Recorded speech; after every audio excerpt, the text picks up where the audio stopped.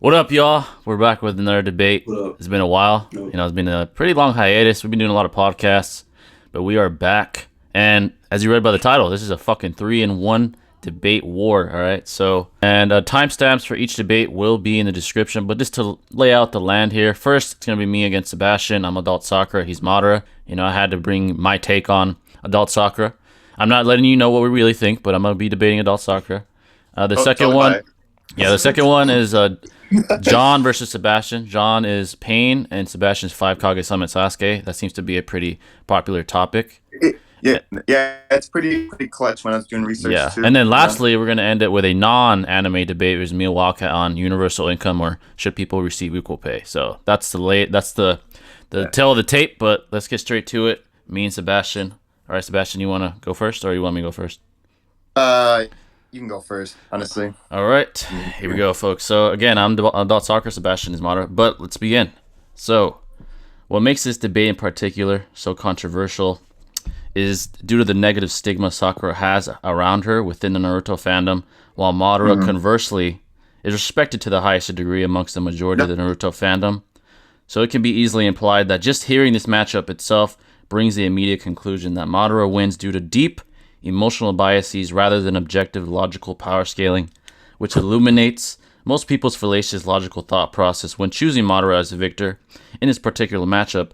By the way, the particular fallacious logic is appeal to emotion, right? Because, like I said, negative stigma on Sakura. We held Madara to the highest of regard because he's a badass. I understand that, but that's fallacious.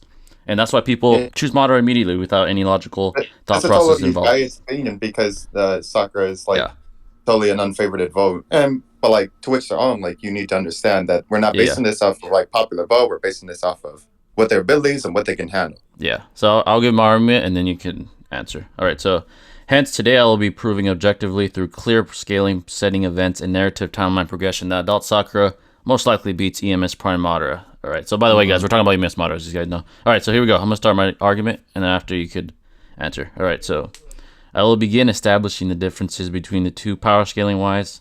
So Madara, let's start with Madara. Madara was able to take on Prime Hashirama for approximately 24 hours and basically stalemated the guy. His Susanoo, as a slightly weaker Edo Tensei, was an overwhelming challenge for the 5 Kage, with him defeating them with relative ease.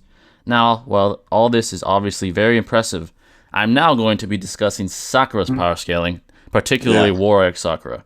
So, I would argue that feats accomplished by Sakura in the War Arc are enough to transitively imply that by Boruto, she is most definitely powerful enough to take out EMS Madara. Now, before I get to her power scaling, I have to pick apart the fallacious argument that Adult Sakura is weaker than War Arc Sakura due to the lack of feats. So I'm going to be exposing the flaw in that train of thought.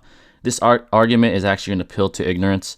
It can be derived as a false dichotomy due to the fact that you are denying the fact that we cannot do a sufficient enough investigation to contradict the clear linear power scaling progression within Naruto-Boruto storyline. So in layman's terms, Kishimoto himself clearly emphasizes the fact that main characters, like Sakura, improve in a linear fashion, and just because you don't see the feats for Adult Sakura, it does not mean that the linear trend is not there. Hence, it is always there unless given sufficient anti-feats and or statements, which is not the case here. So now, back to the power scaling, now that I shat on that argument, if someone wants to use that. Yeah. All right, so Sakura's energy output and damage potential is quite apparent by her destroying areas of circumference relative to that of a large building casually with a single punch when killing off Ten-Tail's clones. And I actually have sources for that, so let me go ahead and show you guys real quick where she destroys a big-ass piece of land. Give me a second. Let me look for it. Where are you? Where are you? Which one is it? I think it was, here it goes. If you guys want to look at it, let me show the people watching the recording real quick. How do I even enlarge this shit? All right, let me just show you guys that are watching the recording real quick. So guys, this is the source I'm referring to. I'm sure you guys already know about it, but I would consider this building level. She kind of destroys a piece of land when she decides to get serious with Naruto and Sasuke. I don't know if the people in the Discord could see it really well. For some reason, you can't expand it, but I'm showing the recording for you guys. So yeah, so go back to what I was saying. Sakura's energy output and damage potential is quite apparent, like I just said. Furthermore, Sakura's durability is actually, now this is a hot take, people don't know this, is almost embarrassingly underestimated when thinking about it logically. So I'm going to put it this way. Sasuke was on the brink of death when Sage Mode alive Hashirama stabbed him, right? So he was about to die. The only reason he didn't is because Sage Kabuto saved him. However, Sakura made a full recovery when stabbed by an exponentially times stronger 2 Rinnegan Madara. So she was able to make a full, complete recovery from that, and then still have a very impressive feats against an even more exponentially times stronger Kage. All right, so here I have some more sources for that, where she's doing some pretty impressive things, which I'm going to touch up on. Let me punch the guy. So I got this one. I'm going to talk about him right now, and I have this one. Where are you? Where are you? Here we go. All right, so continuing on. Where was I? This clearly illuminates that Sakura's durability in the War Arc alone is on a level that EMS Prime Madara has never seen before, nor could compete with. All right. So let me discuss the feat real quick. Basically, the first one, where was I? Is her power, right? So she was able to punch Kage and actually get a reaction from her, right? So where was I? Where was I? Sorry, folks. I lost my fucking area. Next, I will establish speed for Sakura. So let me get to that first. She was able to successfully dodge Kaguya's giant hands, which Naruto himself, right, described. Now, let me show you the fucking source before you people say, what the fuck are you talking about? Naruto himself said that these hands that Kage was using were super fast. And keep in mind that he already had 6 past powers, implying that he was well beyond the speed of light. I don't know well beyond, but he was definitely above the speed of light. So for him to say something was super fast implies that it most definitely is above the speed of light. Sakura was able to dodge that, point blank period, as there really is no way around that. So that implies that she is relative to speed to 6 past Naruto and Sasuke. All right, which take that as you want it. Now, where was I? This establishes the fact that Sakura has both reaction times and movement speed above light speed. Hence, combining these aspects of Sakura's power scaling, it can be safely said that Sakura would have the energy output and damage potential to kill Madara, maybe even one shot, and the speed and reaction time to easily beat Madara to the punch, and the durability, which I already established, to take anything EMS Madara can dish out in the event that he can even hit Sakura. All right, so in layman's terms,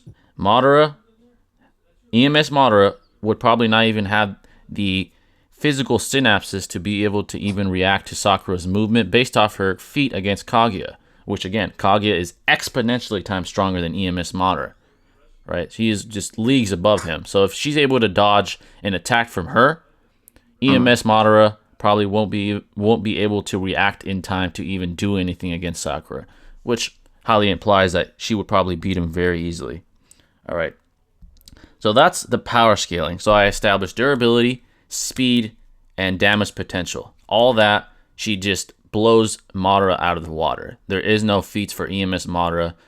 And again, this just supports the theory that there is a clear linear narrative power scaling progression, which is what I'm going to get into. So I'm getting into the narrative side of things now.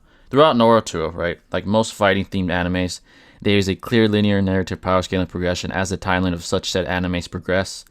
Naruto definitely is a culprit of this trend, hence we can narratively imply that a main character such as Sakura would have some of the most drastic increases power scaling wise by the time she is an adult. As a result, I would argue she is actually even more significantly more powerful than the War Arc version I just discussed, which was already fucking powerful. Most likely learning more jutsu, which makes sense. It's been like 10 years once you get to the Boruto timeline, and being more experienced. Furthermore, the 100 Healings diamond on her forehead, which is similar to Tsunade's, most likely contains years of chakra reserves built up over time, which would make her even more exponentially times more powerful if necessary. Hence, the burden of rejoinder on my opponent and everyone that believes EMS Madara would win is on you to prove why EMS Madara, who is no longer even involved in the narrative storyline, would be more powerful than Sakura and hence defeat her. All right, so now I'm going to give a hypothetical and actually discuss the scenario itself. If Madara and Sakura were to engage in battle, there would be a significant gap in speed as I just proved, leaving Madara at a huge disadvantage, even with his EMS, because again, he physically would not be able to even react to her due to his synapses not firing in time due to her being well above light speed. All right, so where was I? Furthermore, her energy output and damage potential will most likely be enough to shatter Madara's perfect Susanoo, and if not, a few punches most certainly would. Alright, so keep in mind, Tsunade was able to crack his Susanoo, right? And he was slightly weaker, I'll give you that. But it's obviously implied that adult Sakura is way above Tsunade, being able to dodge Kaguya's punch and also being able to damage Kaguya, implying that she, again, is relative to Six Paths, Naruto, and Sasuke. There's even statements implying so, and I have a statement directly saying that she is relative to fucking Naruto and Sasuke adult-wise. So let me show you that. So there's that. So all this just proves furthermore what I'm saying. So even if Madara, by the way, were to damage Sakura, he would essentially have to decapitate her to take her out, which again would be basically impossible considering the significant gap in speed. Hence, it can be clearly seen that both power scaling aspects and events, along with consistent narrative power scaling trends, support and therefore prove that adult Sakura will most likely defeat AMS Madara. So that's my argument. I don't know if you want to rebut that. Rebuttal. All right. Well, I guess I'm gonna have to. So I'm gonna start by Madara's intelligence, just based off that, like through combat prowess and like basically what he's done over the years. So through my source, it says Madara's years of experience on battlefield honed his strategic integrity. He could quickly devise a number of approaches and could switch approaches immediately. The longer he spent against a particular opponent, the less he needed for backup tactics, as he could eventually predict what they would do and identify literal, physical, and psychological weaknesses to exploit. He could form and verify any theories he could come up with using small details. In addition to his sheer adaptability, Madara was knowledgeable on a large variety of individuals and abilities, and thus could identify techniques when used and react with most appropriate countermeasures. To put it simply, not that I'm like doubting like Sakura's combat prowess. Like she is a tank. Like she's basically like a healing tank if there ever was one. She has durability, and she is significantly stronger than Lady Tsunade. And Madara even laughed at Tsunade, saying that her healing regenerability wasn't even close to Hirama, whatever. Hashirama, yeah. Hashirama. Oh, I always forget his fucking name. Anyways, though, if the battle were to last, we also have to take into the fact that Madara is also like he has a big chakra reserve, even like amongst Uchiha. But that's also the fact that he's a reincarnation of Indra. And because he's a reincarnation of Indra, he automatically gets that huge amount of chakra, like huge. And Indra has been noted to go toe to toe with Hamar. Oh, what is his name? Ashura. No, Hashira. No, not Hashira. What's the guy? Sorry, trying to remember. But whatever. You get the premise. Like he's fought the guy who basically gives the seals to Sakura, to Naruto, and Sasuke. Oh, Hagoromo. Hagoromo. There. Yeah. Sorry, it's been a while since I've watched Naruto. But that's how you know. So going off chakra prowess, Madara was one of the most powerful shinobi in history, recognized as the strongest Uchiha in his lifetime for decades. And for decades after his death, a child prodigy, he killed several adult senju before he had awakened his Sharingan. History remembers him as the only one able to compete with Hashirama, a god shinobi, and pushed him to his absolute limit. Even by Uchiha standards, Madara was born with very powerful chakra.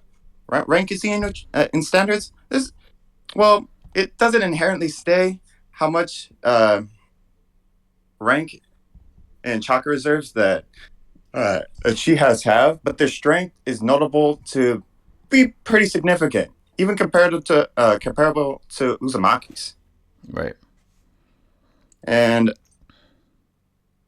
his large chakra reserve allowed him to fight nonstop for 24 hours, like you said, without before collapsing. That's a significant time. Like that's literally constant battle, and these people were countrywide like disaster threats. If I was going to go on ninjutsu, he has a very versatile attack plan. Madara was well versed in a variety of ninjutsu stats. He can use jinjutsu, powerful enough to restrict the target's actions, hide within surfaces to avoid damage and traverse battlefields unnoticed, and an unorthodox use of shadow technique, which could fake his death acting like a corpse. In the anime, Madara was even shown to have the ability to levitate. Madara was even an adept sensor, being able to detect chakra signatures countries away and determine a person's clan and the nature of their Kikagenkai, even different species. But if we're going to be really using some other stuff, we can talk about his weapons, which he was very versatile in. Madara could use many weapons, such as giant shuriken, akuma, chains with weights, uh, Kastiri Gamma, and a handheld shuriken. He has also demonstrated proficiency with a sword while fighting the 4th Division.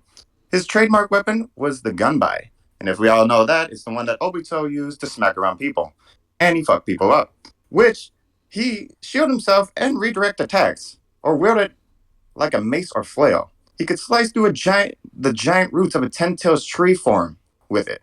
That's pretty powerful. Like ten tails was even able to flick a telltale beast bomb, you know. Right. Like it was nothing. Like he literally flicked that shit. And it was 8 tails, and 8 tails is no slouch. If I were to give him his powers, well, based on his own unique clan, Sharingan enhances the visual perception of the user, as well as allows them to copy their opponent's jutsu. That gives them the upper hand in both defense and offense. So they can think tactically and also manipulate their own opponent's chakra. And Madara was no slouch because he was intelligent. He pretty much figured out a lot of ways to use his opponent's weaknesses and his abilities and utilize them to his own advantage. It's been stated and has done those things. Madara awakened his Sharingan at child with one Tamori in each of his eyes. But by adulthood, his Sharingan was fully developed and active near constantly. Madara's mastery over the Sharingan surpassed every other member of the Uchiha clan in his natural lifetime, which, you know, basing off that, it's pretty long time. Yeah. Only he could tell the difference between a shadow clone or a wood clone, which, you know, wasn't easy. Like, no one could tell the difference. That's why it's so unique. With a brief eye contact, Madara could place targets under Genjutsu and paralyze them or relay information. He could even trap a Nine-Tails and summon it as a powerful tool in battle, which he did, and then he covered that bitch with armor, using his perfect Susanoo. Even though he was thwarted by Hashirama, sorry. I don't know why I keep calling him that. He was a match, and he had to use desperate measures, basically fucking him up with like a giant wood statue that made the Nine-Tails look like a bitch, you know? Yeah. Their vision can be restored by using the Mangekyo Sharingan of the Uchiha with strong blood ties, ideally a sibling, thus awakening the so-called returning Sharingan, like if you don't already know that. Unlike other transplants, this second evolution will allow the user to retain their original techniques, although these eyes merge the designs of two Uchiha Mangekyo Sharingan, they're still the eyes of the previous owner and thus react to a certain technique that are aimed at the original owner's Mangekyo Sharingan. And because Madara did have technically his brother's eye, that only states the fact that he can use his Sharingan infinitely with no drawbacks, essentially. They no longer suffer the negative effects, even reducing the chakra draining to an unnoticeable minimal amount, you know? If, as an abilities, as a beginning, what up? Anything else I have? Thought I had more. Did it? Oh, there. Oh, okay. Yeah, go ahead. Let's see. Sorry, I gotta look through my search. Okay. History. It's gonna take a long. All right, so I guess I'll counter then.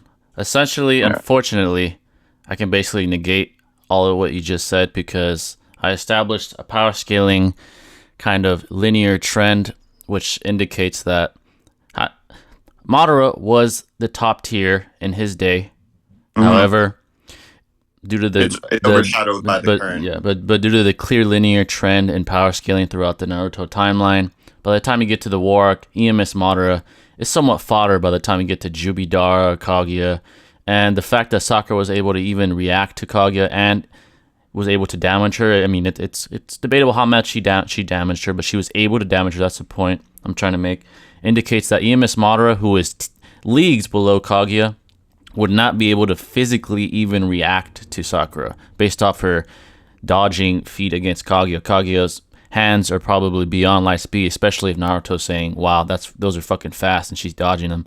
So Madara, even with all his EMS, even with all his abilities, it would all be negated by the fact that he is physically incapable of having his synapses even fire before she can even do anything. Not to mention that her energy output. Now I said building level, right? That's a casual punch. I'd argue that if she were to open her 100 healings jutsu as an adult, her punch would probably be minimum island level. That would be more than enough to shatter his Susanoo, probably shatter his bones just due to the sheer force that she could probably output now as an adult if she were to be bloodlusted.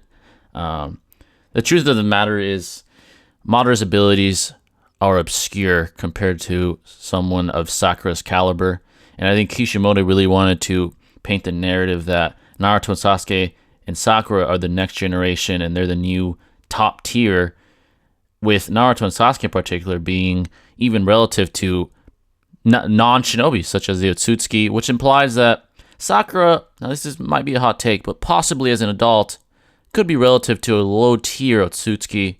That's a big stretch, but the fact that it's even a question indicates that EMS Madara, honestly, could be argued as fodder compared to EMS Madara, compared to adult Sakura. So basically, I would just say he isn't physically capable of even keeping up with her. All that shit he has wouldn't work. Yeah. I didn't even know I had EMS Madara. I would have had that shit on lockdown. Hold on, well, let's not, if I have EMS Madara, then he also has regenerative ability from having just Hashirama's cells. Oh, that's later on. We're talking about the Prime Madara that fought Hashirama. Yeah. He still had EMS then too. Yeah. Yeah. The one that has Sage Mode had no eyes. He was blind. Yeah, that was a different one.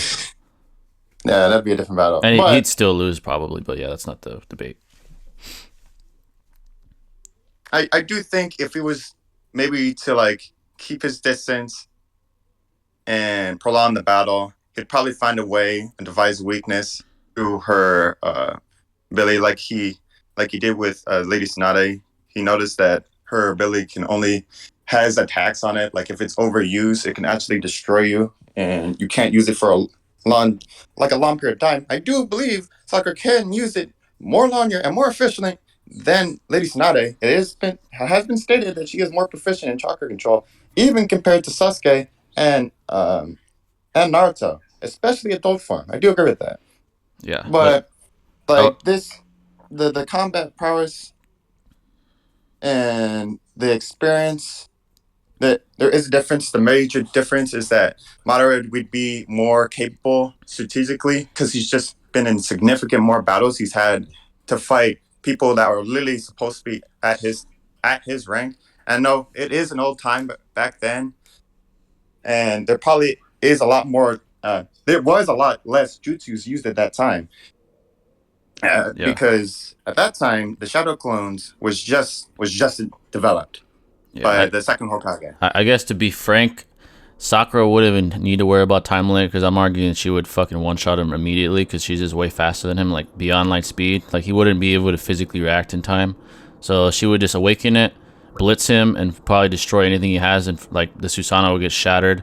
If I wanted a really high baller, because I'd agree that Naruto is probably planet level, and if she's relative to him, she's at least small planet level, which means her energy output is just off the fucking charts. Hashirama, I would argue at best, was continental level with his attacks, and Madara was probably relative to that as far as his own energy output and damage potential. It's just a whole different league. It's basically comparing like fucking Goku to fucking Yamcha. To be honest, I'm not trying to disrespect EMS Madara, but it's honestly that big of a gap in my opinion. I think transitive implication and linear trends in power scaling imply that. So honestly, Madara, despite all his intelligence, all his prowess, he would be fucked. Like it would basically be like a second, or I don't know if it's that literal, but hyper literal, but it would be very quick. Like he would not have a shot at all, unless you can prove that he has better speed than Sakura, which you could try, but I don't know if that would be tough. That is pretty tough. Compared to Sakura, Madara has, well, especially during his prime, never been stated to have like the speed, especially at his time, because no one was that quick. I mean, yeah, definitely not the speed of like six past Naruto Sasuke, which Sakura is relative to by War Arc. EMS, Madara, and Hashirama are just not on that tier at all. Like not even close.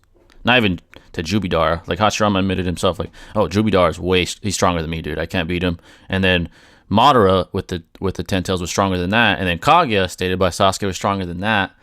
And Sakura actually competed with her to some extent. It's debatable how much you want to say she competed, quote unquote, but the fact that she was able to dodge an attack, the fact that she was able to damage the lady in the first place, it's just Sakura's in a completely different tier. And then, taking into account she has 10 years of experience, she has probably 10 years of chakra in her 100 ceiling jutsu, she would just, if she wanted to, end it very quickly. I think Madara would be pretty much fucked, honestly. He can still use shadow clones, and that's how I feel like he would prolong the fight, just by like how I stated, he can use a shadow clone, fake his death, act like he's got like one shot, then come up with a Susanoo, smack around, and she's not technically immune to damage. She is resilient, but she can still get fucked up. She was even getting fucked up by a guy, Shin Uchiha, who is also a modified motherfucker. Shin. Yeah. Shin was able to fuck her up and hold it. And that guy has been notable to fight Sasuke and Naruto. And she only got the upper hand because she intervened. And then she was saved by Sasuke because he also intervened in their fight. Now, that guy, it's debatable how he would go against Madara. But since he also had Sharingan eyes, and he also had Mangekyo eyes, those are relatively you'd have to put that into account, because that also means he was able to react as quickly to adult Sakura at the time. Yeah, I would argue for the Shin thing. First off, it's a very ambiguous how powerful he really is. Second off, I think this is an argument that I have. It's not 100% confirmed or denied, but I think it's a fair one, that when Naruto and Sasuke and Sakura fight opponents that aren't Otsutsuki, for the sake of convenient plot device and convenient storytelling to make it somewhat entertaining, it seems like Kishimoto and the writers lower their levels to be able to have a fair fight, because if Naruto and Sasuke were just one-shotting every fucking villain besides Otsutsuki's, it would get boring really quickly. So Shin, first of all, there is no real way to power scale him. I mean, if you want to be pedantic and say, he hurt Naruto and Sasuke, he competed with all of them, at that point you'd be implying that he's like Momoshiki level, which I think none of us agree with. I think it's just an inconsistent power scaling setup by the writers. I think it was more of a convenient storytelling story for Sakura and it was more of a storytelling moment for like Sarada and Sakura, and Sasuke came back as a dad. I think it's more for narrative purposes. It's impossible to really power scale Shin, but I'll say this can be safely said: the fact that he was able to compete with them, I think the best we could do logically is imply, wow, this guy is at least relative to them. I wouldn't say at full power or going all out. I think they were kind of casually messed. Sakura finished him off, right? But I'd say like it was more of a casual fight compared to Naruto and Sasuke's more serious fights. So I would say he's still in a tier above Madara. I think Shin, although there is no fucking power scaling to go off of besides his fight with three of them, the best we could do and say, okay, he's above Madara. So comparing him to Madara I would say is a stretch, because Madara, again, is just way below in terms of power scaling. There's leagues below, not even in the same weight class. I would argue Shin, if you really want to stretch it, you could say he's in the same weight class, but he'd be like a lower tier individual within that particular weight class. Madara is nowhere near that. Like he's just getting bodied. This is straight up. You'd have to. The only way you can really disprove my claim is to prove he has better speed, he has better strength, and why that would be, you'd have to prove the feats to imply that. It's just you would be contradicting the whole canvas that Kishimoto painted when writing Sakura, Naruto, and Sasuke. And the canvas he painted was these three are the next king and queens of the shinobi world, and that's why they're so fucking powerful by Boruto. You'd have to really basically say why that's not the case, which, I mean, if unless you have a way, it's pretty impossible, at least to me, if I had to be on your side. Yeah. Hold up. I'm a coming up with something. But yeah, the Shin one, I'll admit it. Shin is a touchy subject because it's very ambiguous what his power scaling really is, like how you want to interpret that event, or if you want to interpret it as a convenient plot device, or if you want to really take it literally and say, oh wow, he's relative to them. But I think that's a stretch. But yeah, that's a tough one for sure. But I think my claim on him is somewhat fair. It's a fair conclusion. So I feel as though maybe no, not maybe. I feel as though his eyes could actually probably keep up to him. Like maybe he wouldn't be able to like keep up essentially to her speed physically, but he would be able to at least know where she would be going and probably devise some kind of countermeasure to suppress her speed. Like I said, one of his abilities was, let's see. So, are you arguing that the EMS or Sharingans allow you to keep up with people faster than you? Not always. No, no, no. That would be denying the fact that even Sasuke wasn't able to keep up during the war arc with some of the things that Naruto was doing. And Naruto was pretty quick. Naruto has been known to be at least light speed. And that's pretty quick. Yeah. I would say Not even. I would say Sasuke, right? I'm bringing back Sasuke, who fought Killer Bee when he was in Taka, who was, I would argue, he's relative to Killer Bee. He was probably slightly inferior, but he wasn't able to keep up with Killer Bee's movements. You could see his eyes clearly going everywhere, and he actually loses Killer Bee's movement. Now, that's people who are very, very relative. Now, imagine EMS Madara trying to react to Sakura, who is, I would argue, exponentially times faster than him based off speed feats and based off linear power scaling progression. I think he would be fucking lost. It's basically like trying to keep up with a light flickering, like if when you turn on a light, like turn a switch on, trying to keep up with the light. Like that's how bad at a disadvantage you'd be speed wise. I just think he'd get absolutely fucking pummeled immediately, and he wouldn't be able to keep up whatsoever. I think he'd be shell shocked, to be honest. He could use Jinjutsu to restrict her abilities just for a bit to at the beginning and notice, because he can differentiate species and part of their clan, and probably notice that the abilities she's using, like Madara did when he was fighting Lady Tsunade. But that's after the fact. But it still shows that he was still self-aware of what their abilities are fully capable of, and could devise that, okay, maybe she's more going to blitz me. He would probably figure that out instantly. Yeah, but the five Kage were fucking children compared to him. Sakura would be like, basically, I'll say this, and it'll be even worse. The five Kage versus Madara, the five Kage in this scenario would be Madara. The Madara would be Sakura. In fact, it'd be even more of a gap, I'd argue, because she's just way faster than them. It would be even more of an ass whooping than the Madara versus the five Kage. Honestly, it wouldn't even be competition. She is capable of cracking maybe the ribs or even like the muscle fiber of a Susanoo, but I don't think she would be fully capable of like destroying like a perfect Susanoo, because those have been capable of fighting like nine tails, like tails like they're nothing. And tails, they're not slouches. Like tails are literally known for having the most chakra. And if Madara captured at that time, and that's not even to base that off old time. The Nine Tails had a multiple amounts of chakra. That's how Naruto is so fucking like insanely strong. Well, that and being a reincarnation of a previous. Yeah. Yeah. To deny that fact, the fact that he was able to like, take down this big ass beast and make this motherfucker like his bitch. I feel as though he could possibly, this is all theoretical, he could possibly get her into genjutsu. She has been known to get out of genjutsu and be self-aware of her situation, but she can still technically be caught up when she is hit by it, meaning Right. she can still be influenced.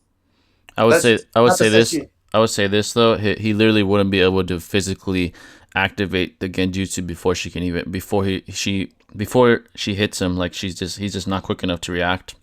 Also, Kaguya compared to the Nine Tails is way stronger. She is all tailed beast. She literally is chakra. She's what the one I believe that brought chakra to Earth. True. And the fact that Sakura was able to hit her and dodge her attack implies that again she's just leagues above Madara. Madara's genjutsu wouldn't work because he's not quick enough to activate it because Sakura would be on his ass beyond light speed. The damage potential, I would argue, again, she's probably small planet level. If she's relative to Naruto and Sasuke, we're probably planet level. She one punch from her Susanoo, one punch would shatter Susanoo. Tsunade was able to crack the rib of a slightly weaker Madara, right? And I would say Tsunade at best at that point in time, if I had to kind of give her a fair power scaling, is probably maybe island level, maybe city level, like a full punch, which probably was the case when she cracked his Susanoo. Sakura is minimum small planet level. And so if she were to punch him, it would shatter. Like her energy output exponentially times greater than that of Tsunade's, who was able to crack Madara Susanoo, and it was only a slightly weaker Madara. When you're in Edo, you're virtually at full power, as stated by Tobirama when he was in Edo. So anywhere from 89 to 90% of your original alive self. So the energy output would be tremendous. It would probably not only, I would even argue, it wouldn't just shatter Susanoo. She would go through it and probably fucking make a hole through him. It would just shatter his entire being. She's just on a whole different tier. And if you have maybe an explanation to counter that or feats, then yeah, go ahead. That speed is tricky. The only thing I have to combat that is that his eyes would be able to catch up. He could probably keep long distance, It's just that speed and prowess, durability, that all does play an effect. And I would argue that increase in power implies increase in speed. Like as you go throughout the narrative storyline, Naruto, Sasuke, and Sakura get faster and faster and faster. Madara peaked against Hashirama in his prime. I mean, that's before he got like all the amps in the war arc. I would imply that Kaguya's speed is much superior to Madara's. I think being a more powerful individual highly implies you're faster, you're stronger, all that shit, all the above. So yeah, I would say the speed is not even a factor in this. It's not competitive. The power is not competitive. The genjutsu wouldn't even work because he's literally not even physically capable of even activating it before she's on his ass. I just think the it's a beating a dead horse when you're trying to argue for EMS Madara, in my opinion. But yeah, if you have any rebuttals, you can go ahead. I couldn't even play EMS Madara because it's not EMS Madara, it's Prime Madara. Yeah, he had EMS on his prime.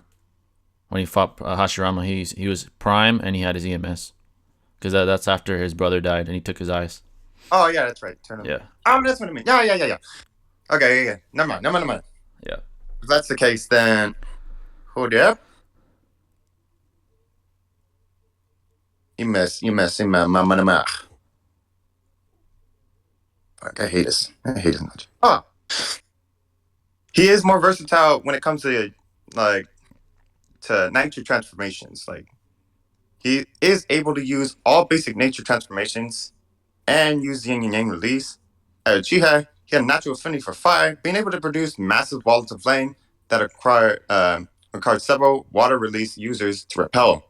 Which that's a lot. That's a lot of users. And launch a volley of dragon-shaped fireballs, and she could theoretically dodge those. She would have no problem. She has light speed. Yeah. But to counter that, she would still not be able to see through like ash, and which he could do. He can cover an area of ash and act as a smokescreen. In an anime, Madara could create a powerful gust with his gunbai to repel an entire platoon. Right. Like she could. he could use his gunbai to like essentially keep her back from him at any point, and he could use his smoke screen to then hide himself and use a shadow clone, then fake his death when she thinks she has the upper hand, and can possibly sneak up behind her and catch her off guard.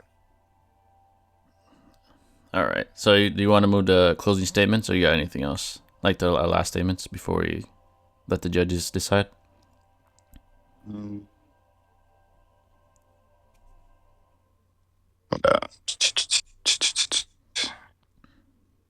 Time's ticking, buddy. Hurry up. Shut the fuck up. I'm fighting you too. Oh shit. I have to clean a little Sorry. bit. Sorry. Drink lots of water. Yeah, if you want to move to closing statements, you can. I'm all good. Yeah, that's good. All right. So you want to go first or me? It doesn't matter.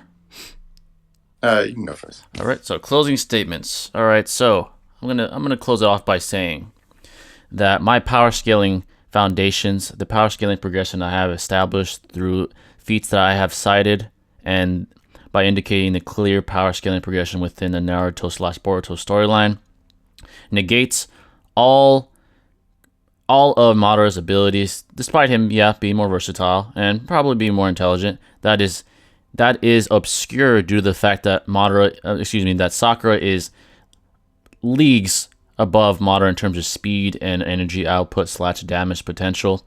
The fact of the matter is, he would not be able to do anything before she is on his ass.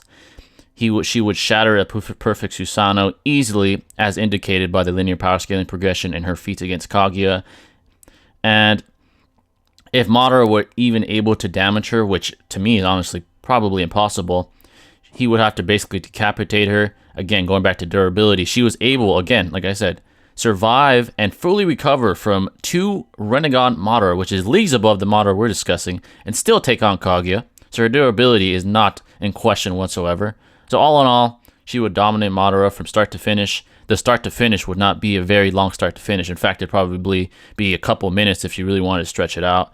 Madara would have nothing because he physically cannot react to it. His brain would not physically process in time to react to her, and he would die due to her energy output / damaging potential, as indicated by the power scaling trends and events / narrative linear power scaling progression. So yeah, that's my closing statement. Well, for me, I feel as though he could potentially see her as like maybe a threat to him, because he can check how much chakra she can essentially have and see that she's probably in a different league than him. Use that smoke screen to his advantage. Maybe use perfect Susanoo to actually like kind of confuse her, and use that perfect Susanoo on a clone, get her off guard, so that way she's able to use her 100 ceiling jutsu on herself quickly, and to base off fact that Lady Tsunade was stabbed in the chest, and Madara's face physically like him, being Hashirama, for instance, and that guy's been able to heal from the stupidest shit. Even though I do agree that speed would be a factor, I feel the smoke screen would definitely help him out if she's unable to see, and if she would be able to possibly make him gaze into his eyes just for a moment, because it really only takes a second for them to look into the eyes, and then they're caught in a genjutsu. And I honestly think that she would be thwarted by just his tactical prowess and his technical know-how on his abilities, and maybe even copy some of her jutsus. You know, it's not stated that those are impossible to learn, and Sharingan users have been able to use other jutsus with an instantaneous amount, like Kakashi. But to even say Kakashi is on the same level, like when it comes to copying with Madara, is a little that's a little far-fetched, because he was stated as the copy ninja. But that's not to say that Madara isn't still capable of learning what she could do and using it against her. So, all right. Yeah. All right, guys. John and Wildcat, you can judge if you want now. Let's go. I sent you a text right now, John. Let's go to the free for all and discuss. Is that cool? John? No. I just you guys can discuss unless you guys have a decision. But if you want to discuss them. Let's go. Do we go to the free for all? Okay. Yeah. Is that cool? All right. Yeah. God damn. All right. But yeah, but that was a. I would say this now that it's over. My true opinion is a little different. But for the sake of playing devil's advocate, I decided to do adult Sakura. But I lean towards adult Sakura slightly. I'm on the fence about it, but yeah, that's to me that's the best argument I can come up with if I really wanted to give Sakura that. You know. You know, even though like my character was limited, Yeah. well, he was. Honestly, He wasn't like I would give you He wasn't this. Tensei, I The wouldn't say counter that. you could have used against me, which I'm glad you didn't bring it up because it would be hard for me, is saying you can't take all statements literally, like how I said in this data book that Sakura is relative to Naruto and Sasuke. You could have said, Yeah, that's well, true. you can't take it literally. It can be there's different interpretations for it. You could have also countered the Kaguya punch by saying, well, she was off guard and she is a retarded character. So it's not like she has any awareness, to be honest. You could have said that too. Honestly. Also, you could have said, well, the dodging one's kind of hard to counter. That 'Cause one, she that did one is dodge hard. it. She did dodge it. The only thing I would have would be like the smoke screen. That's literally all I had. And then I you could, should have said. yeah, I could have stated that Kage was caught off guard, and she was. She yeah. slipped That's what I use when I argue for Madara. Actually, fuck yeah. yeah. Jeez. But I had to not even give you any idea because you would have used it for sure. Mm-hmm. That's actually an argument I used in the past. I debated this before, actually, on Madara's side. But yeah. But yeah, that was a good debate. That was a good debate, though. I basically kept wanking. I mean, not wanking. I kept establishing speed, so all like the abilities you would come up with wouldn't work. All right, go ahead. After hearing both arguments, hearing both debates, me and John, well, I've come to the conclusion that I will give Jay for this one. I'll give just this one for you, Jay. Sebastian, you did have a good argument. I really enjoyed it, but I just feel Jay was kind of more, had more source. Also another thing too, the sources. Is it here? I'm trying to pull it up.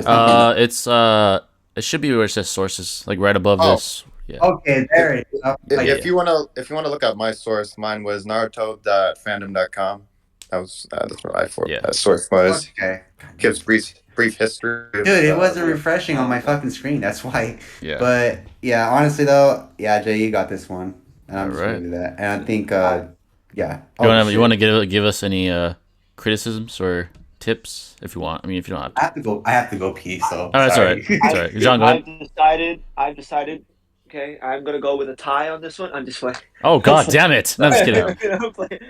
But no, I'm gonna go with Jimmy on this one too because you made some pretty good points. SB, you made some really great too, but I feel like Jimmy came through with the better argument to his claims. So yeah, I'm gonna go with Jimmy on this one. But SB, you did pretty good too. Your first. Yeah. Is this your first time? Yes, first time. That was a fun debate though. Yeah, you did. All right, so next up, folks, we got Pain versus 5 Kage-sama Sasuke. John is Pain. Sebastian once again is debating. He is 5 Kage-sama Sasuke. Me and Wildcat will debate. We'll judge. So you guys can start whenever you want. Okay, who wants to go first? You can go first, bud. You want me to go first? Yeah. All right. Man, I mean, pain in my ass, but whatever. Okay, so as you know, the debate is Pain against the 5 Kage-sama Sasuke, correct? 5 Kage-sama Sasuke. Okay. Yeah. Okay. In my opinion, I went with Pain. For me, I think to me it was pretty easy to go with this because I feel like during that time, if Sasuke doesn't have any intel on Pain, and with Pain's Rinnegan and the linked vision, it will make it harder for Sasuke to really blitz any of them. And also at that time, since Sasuke doesn't have an EMS, he won't have enough stamina to keep using his eyes. Ultimately, he pretty much used up his chakra in the battle, and I think we can all agree here. I hope that if Pain uses planetary devastation, it's pretty much over. Because Pain at that time was pretty powerful, and especially with planetary devastation, I don't think you could stop that. And let's see here, I'm gonna find my notes again because my phone just turned off. Great. And I think Amaterasu that Sasuke would use will be worthless due to Pain's Prita and Diva paths. And he could also pretty much summon. He uses summoning jutsu on animals repeatedly, and Pain had pretty much enough stamina for that to use that on Uh-huh. Sasuke, and it would pretty much tire Sasuke out to try to take out every single one. Uh-huh. And plus, I feel like again with the linked vision that the Pains have, Sasuke would try to struggle because they will figure out each and every move that he would do. I don't want to give up too much of my argument, but you can go ahead if you want. Oh, it's my turn. No, okay. Yeah. I don't want to Okay. give up. I don't want to give too much away, you know, because last time I did that against Jimmy, I fucking lost. Yeah, that's fine. So I don't want to give up too much away. So what you're basing that off of is that your homeboy Pain, the one you're in particularly talking about, has all of his other clones around him. But let's say those bitches are gone, okay? Because Okay. we are technically not debating them and including them. Because if we're including them, then of course Sasuke would lose because one of those motherfuckers can make him revive again. And well, Yes. technically the original can too, but then he would die. And that wouldn't make much sense. Yeah, since, Pain. By the way, Pain is all 6 of them. Pain is all 6 of them? Yeah, fuck. Tendo, Ashura. Yeah. The one that fought Naruto. They're all being controlled by one dude, pretty much. Yeah, Nagato. Yeah. But when we talk about specifically, we're talking about Pain is all 6. That's what Pain is. Yeah. No, I mean, no. I mean the character, like weren't we talking about the one that fought only Naruto? Or are we talking about? I mean, Yahiko Pain. They all all the Pains. They are in Pain. Like they're all the embodiment of him. So yeah, all 6 of them. They're the same person. It's just Nagato having his chakra in each one. Okay. Yeah. Okay. Well, let's go by intelligence again. Intelligence. Okay. Now, Nagato is a formidable opponent, especially when he has now all 6 pains, which currently is fucked for me, for my instance. But and the Rinnegan too. So and Rinnegan. But I feel as though he still could technically win because he is intelligent to figure out situations, and he's more upfront when he's fighting. Sasuke is a known fighter for fighting multiple motherfuckers. He even slaughtered like thousands of shinobis in the war. And though, yeah, maybe each one of them can get their back, but he would still find them and catch them slipping. Rinnegan is still not fully immune to Genjutsu. And his Genjutsu at the time is still pretty powerful, even to fool Danzo. Danzo was a motherfucker who had multiple eyes implemented in his arm and Hashirama's cells right there. But I feel like comparing him to Pain, I feel like... Yeah, I know. Jitsu, and then the other is using the abilities of another clan, and his is limited. Yeah, of course, there's this indefinite and planetary devastation can technically be pierced because Sasuke has Susanoo too, and he can use Indura's arrow to kind of damage that thing if he really needs to get out. It's not stated to be. It's just a measure of gravity, and he can be stuck in it, of course, but he can also get out if he uses Susanoo to get out. Just like how Naruto, when he was in his 10 toes, he made a giant ass crater. I know it's comparable, but it's not fully justified. He could still get out of that situation. It's not like it can completely trap him in there. But if we're going by intelligence, Sasuke this is from the source from fandom, Naruto, whatever. Sasuke is very intelligent, having earned the top grades in his academy class in combat. He usually remains on the offensive, rarely pausing in his attacks or falling back to regroup. Rather, Sasuke observes as he goes, being mindful to all factors. That means he would understand that they're all using their eyes against each other, and he'd probably find a way to countermeasure that. He would analyze their techniques, understand the mechanics and purpose. He is accustomed to coming up with tactics on the fly, which means he's a quick thinker. He would instantly figure out oh, this is what this pain does, that's what that pain does, and he is not only limited to what he can do based on intelligence. He can actually summon things too, and it doesn't specify that he can only do it a limited amount of time. He can still technically summon a bird. He can still summon a snake if he wanted to restrict them, and some of those things he can take into a factor, like the mechanical one. He can probably destroy it with a giant Indura, what's his name? What's that snake's name? The one he can summon? Fuck, what's his name? whatever. He can still summon that thing, and it could possibly catch him off guard. And despite how he proceeds in the midst of combat, Sasuke tends to be prepared before entering a fight, or as best as he can. Specifically trains to be faster than Gaara's sand attacks, those things that were supposed to be the ultimate defense. And Orochimaru's an attack by Orochimaru, when his body was at its weakest, of course, he equipped himself to the lightning flash blade creation, so that he can compete with Itachi's speed. And Itachi is a quick motherfucker. He is literally the known best amongst his clan besides Shisui. And I feel like that can factor in a lot in terms of weapons and abilities. Because if all their abilities are based off like, oh, I can absorb Jujutsu, well, then he can play that game too. He can just be like, okay, I'm gonna just use something that you can't absorb and use it against you.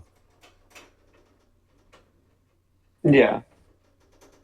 Well, Sasuke is still unable to pierce Raikage's lightning release chakra mode. The Raikage lightning augmented physical attacks prove similar formidable, and it is only by manifesting an undeveloped Susanoo that Sasuke survived Raikage's Liger Bomb. And Liger Bombs, remember when he fucking chopped off the heads of many shinobis?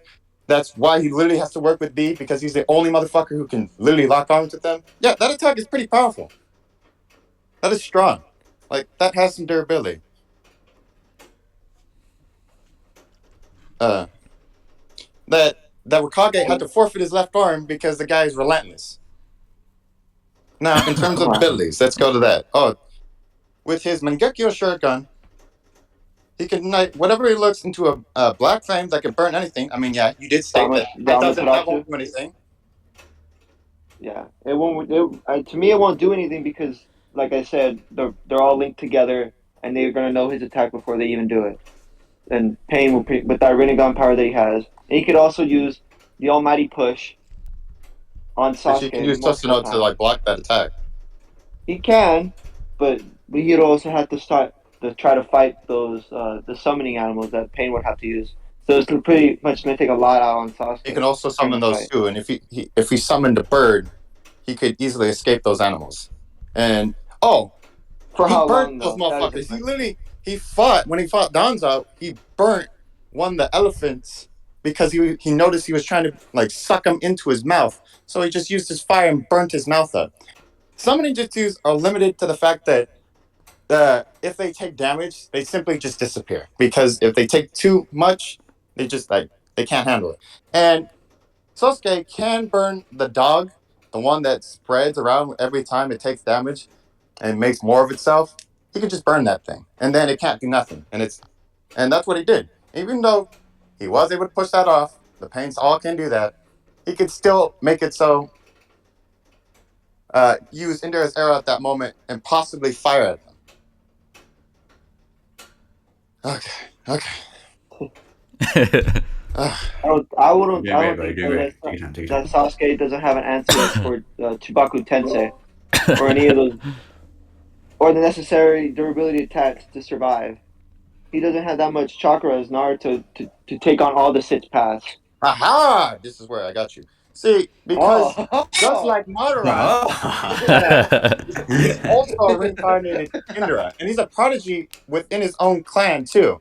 And that's not saying a lot. I mean, like he is a prodigy, but you can't deny that fact. Well, he was able to learn so many things at his time.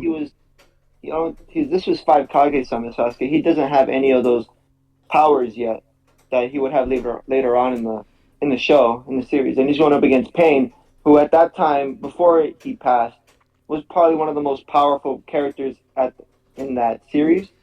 And he did destroy the Hidden Leaf Village with just one single push. So I feel like Sasuke is going to have a lot of trouble in doing that and try to stop him from doing what he did to the village. Yeah, I agree. But I just feel the perfect Susanoo would just help him out with that. Like even if it destroyed a village, like that doesn't state the fact of the durability of that of his Susanoo, because it's still going to be shot. And that's not a completely valid statement. Yeah, he destroyed a village, but they're not an entirely ultimate supply of chakra. It all comes from this one puppet. And if Sasuke figured that out, or possibly noticed that situation, he can possibly find Nagato himself. Be like, okay, I'm gonna just find out the weak point you guys have. See it that it's just this crippled guy who can't move. He's immobilized. But he's gonna be hard to find though. Oh shit. Wait, is that me? Oh no, I'm good. Wait, can y'all hear me? Yeah, you're good. Okay, Possibly. okay. I don't know. I don't know what that sound was. It scared me. I thought I got kicked out. I think someone left. All right. Continue what you were saying, Sebastian. I'm sorry. All right. So one of his ninjutsus is, as I'm going by ninjutsu, is Sasuke learns to summon snakes. Like I said, during Orochimaru's time, he typically summons them as a shield, rapid ground transportation. That's also another thing you can do, or to bind targets. Unseen outside of animal path, Sasuke can also summon second animal species, hawks. His hawks is more limited than snakes, using only for flight, in addition to maneuverability that allows, which he can, if he really wanted to dodge multiple attacks, he can just fly away. And if they try to use like the pull, he's been known to use substitution or shadow clone, which all those abilities can do against Almighty Push or the pull. And he is strong, being incarnate of Endra. Whatever Sasuke's hatred depends on other remark how much stronger, darker, and more immense Sinister's chakra becomes. Like, he's just straight up evil.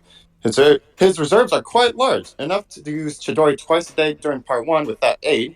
And by part 2, Sasuke is able to use Chidori and related techniques multiple times in a single day, as well as summon creatures as large as Manda. And Manda's a big motherfucker. Manda's a fucking giant. His chakra control, though less refined than Sakura Haruna's, and we did state that while I was fighting Jimmy, that she has really, really good chakra control. In the anime, he can effectively perform hand seals between his own enemy. Like we saw when Naruto was fighting Sasuke, he was using hand signs when he was trying to use it, like, to essentially lock him up. Sasuke is very capable of taijutsu. He even going hand in hand with Naruto when they're both battered and fucked up, enough to hold his hand-to-hand combat against multiple enemies at once. So he's, like I said, he's literally used to fighting multiple enemies at once in a taijutsu.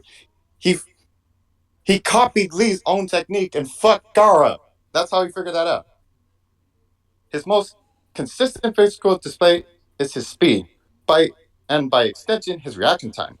Haku remarks on how impressive Sasuke is in both regards during their battle. After reawakening his Sharingan, Sasuke concentrates on honing his speed and reflexes so that he can react to Sharingan heightened visual information, which he accomplishes by imitating Lee's movement. That's what it says in the source. His speed is even shown to match, if not exceed, various facts techniques like Shield of Sand and Lightning Release Chakra mode. That's quick. Like, lightning is about, I think, 3% the speed of light.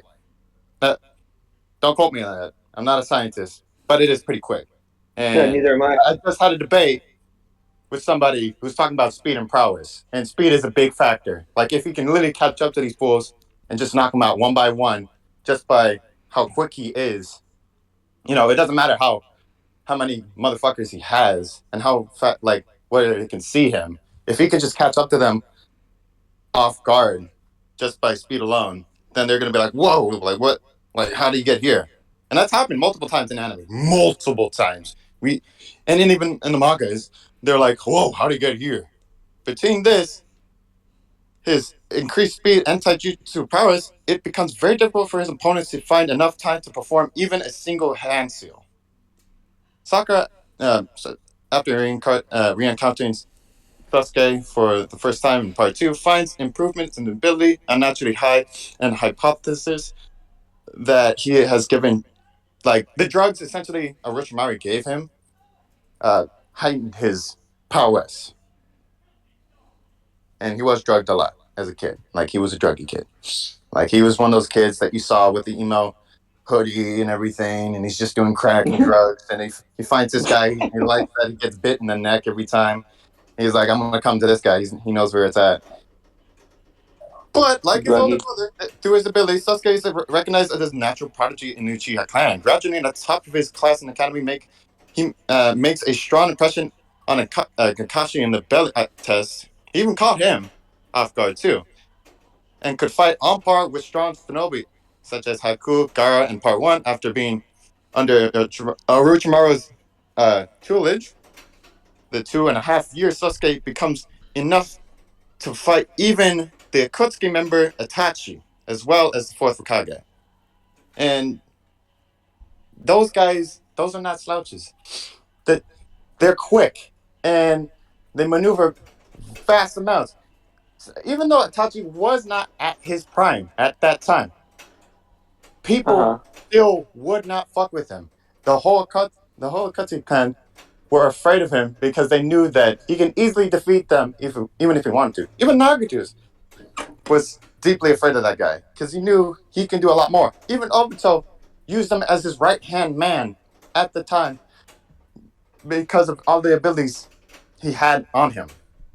And Sasuke did fight him, even though he's weak in state. You can't deny the fact that he still outplayed him. And even though someone's going to say in the comments, it's like, well, he was holding back because he was his brother. Bruh, he was still going to kill him. He was still going to kill that motherfucker. He was still, it's like out for blood. Because he still had a responsibility to the Akatsuki for some friendship reason, whatever the fuck. Okay. Anyways, yeah? Got something to say? Damn. Hold on. A lot. That was a lot. I was about to take in. I would just say when you guys debate, try to stick to the why your guy beats the other guy. Trying to get into like. Are we allowed to use rambles as well? Oh yeah. I just mean like don't ramble on too long. I felt like it was going good and like it kind of went off another direction. Like wait, the manga, and it's like whoa, wait, where am I going? Yeah, but yeah, go keep going. Sorry. Keep going. Let me just pull on my notes here. So I'm still gonna say no that Sasuke won't beat him. In fact, I'm gonna bring up an example. At the time Naruto was fighting Pain, he wouldn't even be able to defeat all of them. I mean, because he didn't. He got a lucky strike on. First off, mention on my words here. Apologies. First off, the Diva Path at that time was out of commission for most of the fight against Naruto until the time all 5 paths of Pain were defeated. He was not able to get his powers back. The fight would have gone south, and Naruto's timing wasn't so perfect. It already led to an extreme disadvantage since they had the strongest character among them out of the fight, and other paths had to watch his ass. This guy had the ability to turn the entire tide of the battle, and even withstood the 8-tailed cloak of Naruto. Pain did, of course. I'm talking about Pain here. Second, the Preta Path, the one who can absorb all the ninjutsu, he can absorb all of Sasuke's attacks. The only reason why Pain was defeated is because he couldn't handle all the Sen chakra coming in from Naruto. Sasuke doesn't have that advantage. And if that isn't enough, Sasuke doesn't have Naruto's most underrated, powerful secret jutsu. He doesn't have to talk no jutsu like Naruto has. So could Sasuke really beat Pain like that? I mean, seriously. I mean, come on. No. I fully agree that yeah. But I feel like if Sasuke were to have the Rinnegan at that time at the 5 Kage summit, then yeah, I would say he has a chance, but he doesn't. So I don't think he will have a chance of beating Pain at all because of the Preta Path. Basically, he can absorb all of Sasuke's attacks, and it's going to drain Sasuke to the point where he can't even do another attack. Yeah, he could have the birds and stuff, but will he have enough energy to summon them? That's the real question. I feel as he would, honestly, do, because you saying that he can counter all of his attacks. Yeah. You know, I remember one of the Pains had a limited time before he can repel anything. And if Sasuke can easily count that time where he's like, oh, what was it, like 30 seconds until he can use it again? He can easily make that difference. The only problem that Naruto had was that he could never cover distance. That's literally his main problem, is that he could never like reach an opponent quick enough until he used his clones and threw himself to one of the Pains and killed him outright. And to say it's like, oh, Naruto couldn't beat all of them. Well, yeah. Well, Naruto's dumb. Like Hashirama and Naruto have been compared to have the same intelligence. The only thing is that they're pretty adept when it comes to combat. They're just not strategically all the way there. And Sasuke being able to handle multiple opponents and to go toe to toe with still Naruto at that time, he would still be able to beat him. Like no doubt about it. Like he can look, he can analyze the situation, catch them off guard through speed. He can restrict them. He can kill the one that can reincarnate, and then Nagato won't be able to try to reincarnate them again because that takes up way too much chakra, even for like one single pain. That's why he didn't do it multiple times because it literally was killing him and like making him grayer. And even though Amaterasu can't effectively kill all of them, the ones that can be affected are the ones that didn't show any signs that they can repel, like Amaterasu. Uh-huh. So Sasuke would probably find out which ones he can exploit his chakra with, and then which ones he can't, and use taijutsu, or maybe use Susanoo and be like, smack attack. Like, he can use it instantaneously. It's never been not stated that he can't just, and that it takes a long time for it to build up. Like, in anime, it over exaggerates that fact, so that way it builds up to the suspense. But in the manga, he just like, boom, comes out, smacks him in the head. And even though, yeah, he was able to take in hits from the eight-tailed Naruto at the time, at that moment, that still doesn't mean he would be able to take it a lot. And Indira's arrow, if he caught From the one of the Susanoo, parents right? with That's from the Indira's arrow, Susanoo. That's from huh? the Susanoo. That's from the Susanoo, correct? Yeah, Okay. I just yeah, wanted to make sure. yeah. Indira's arrow, if he knew that it takes like a few seconds for him to recharge before he can use that ability again, then he would use that to his advantage, and then just pierce him because he can't absorb the chakra. He's just like boom, dead, outright. Headshot, boom. The other guy, which was absorbing the senjutsu and then turned into a stone frog, that guy might be the trouble because he might try to grab Sasuke, but Sasuke might put him under Yeah, a if he grabs Genjutsu. Sasuke, if that pain grabs Sasuke, he's fucked. Yeah, Sasuke is legit fucked. So that's what I'm but saying.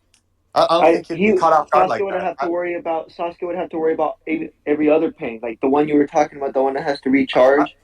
but I You would honestly have to worry don't about think. the other ones while that's going on.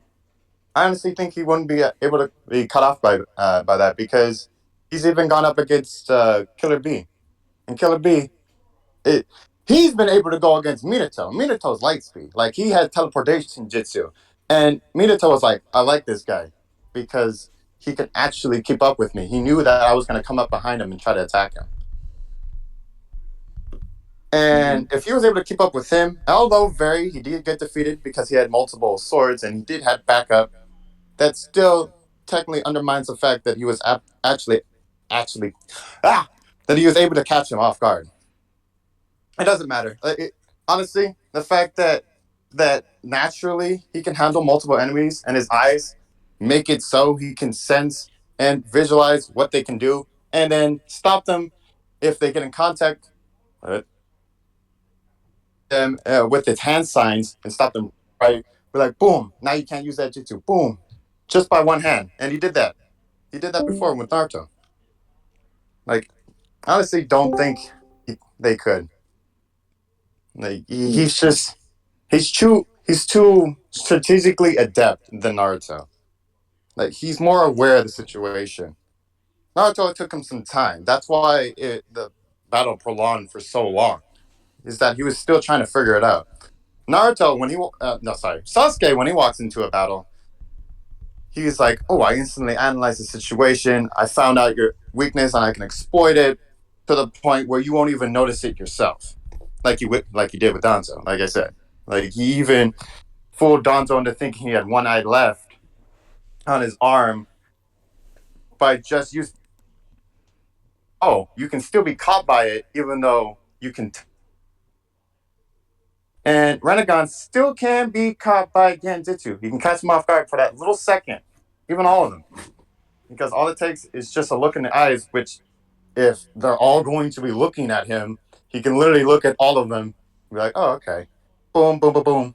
And he did that before, and catch one in the mouth guard.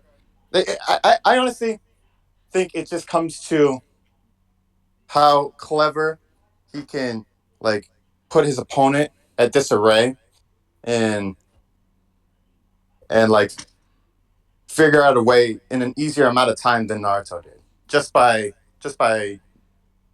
intelligence, power, his abilities he can use, and the weapons he can use. He's not limited by like ninjutsu. You say he can avoid everything. Well, technically, yeah, but he can also use kunai, enhance them by using lightning, and that it's never been stated that those can be absorbed, technically speaking. So he can make that go quicker, and if they're really fucking fast, he can actually control them too.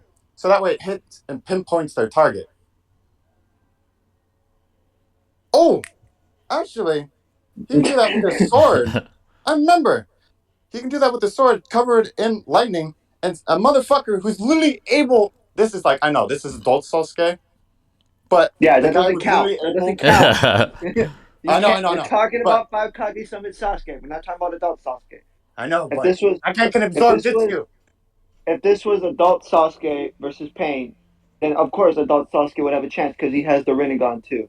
But this Sasuke, 5 Kage Summon Sasuke, he doesn't. But did He he not died. have also an absorbing Jitsu? And when Sasuke fought him, he used like lightning blade on his fucking sword and cut his ass. Like they never state that they can absorb ones imbued by enhanced power.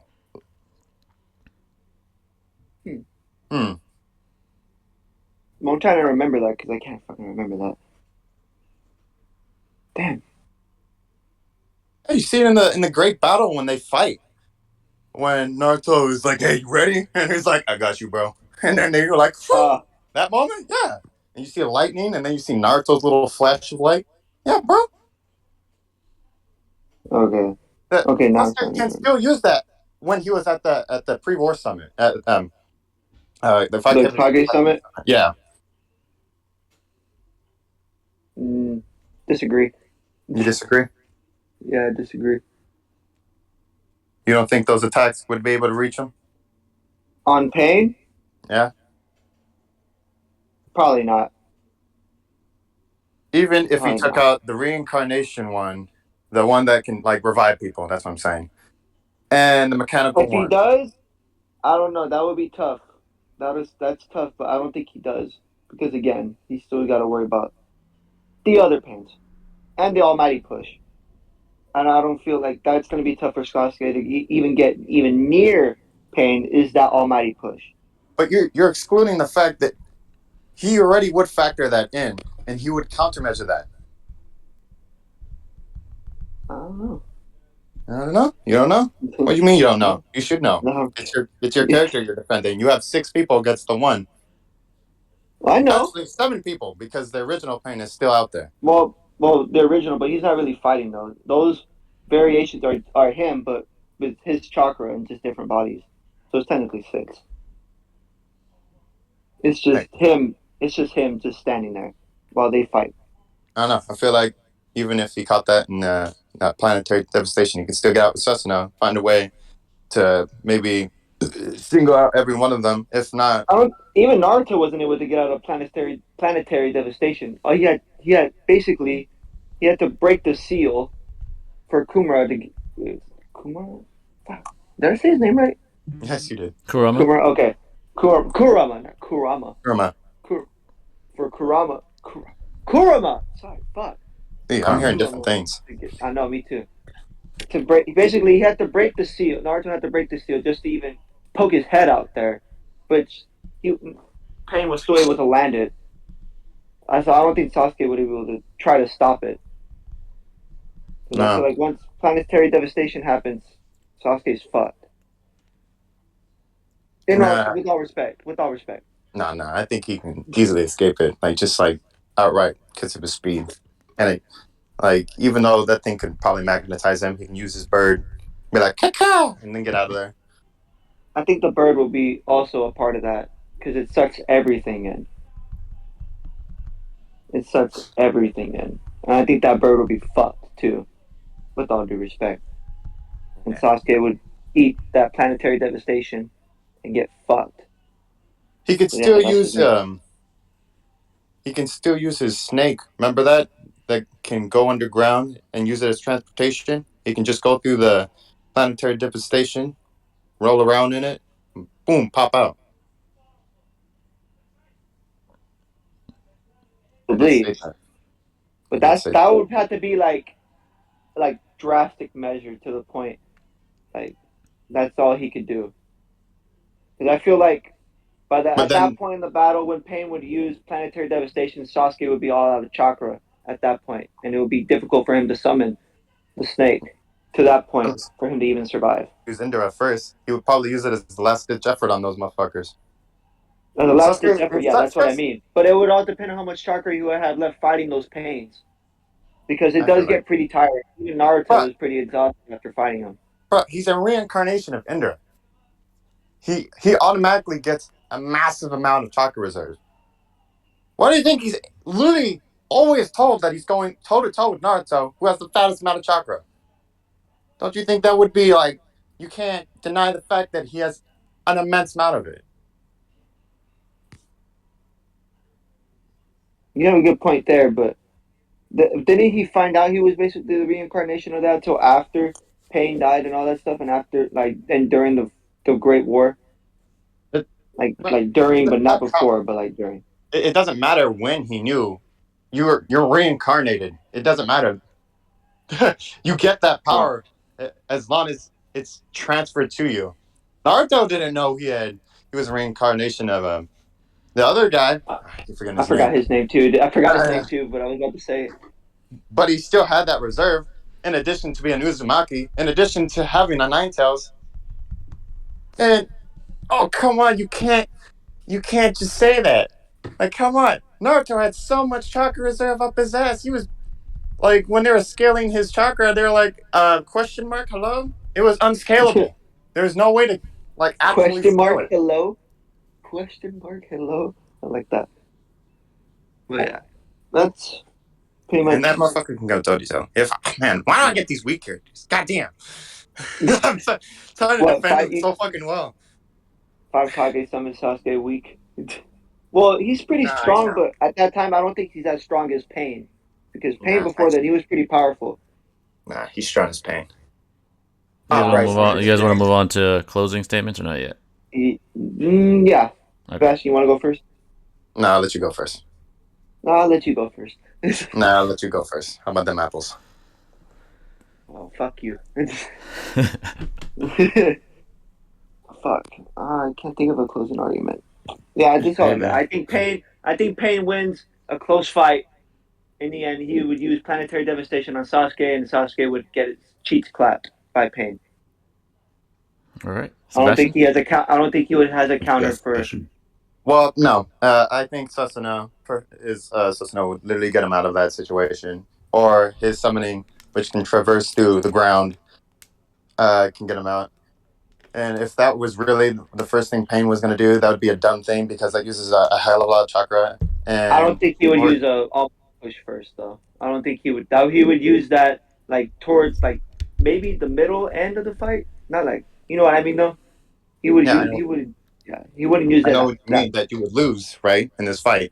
But yeah, he would find a way to pinpoint the ones that are weakest amongst the group, kill them off with his kunai, his shuriken, and imbue it with lightning so that way it tracks them and it goes at close to light speed.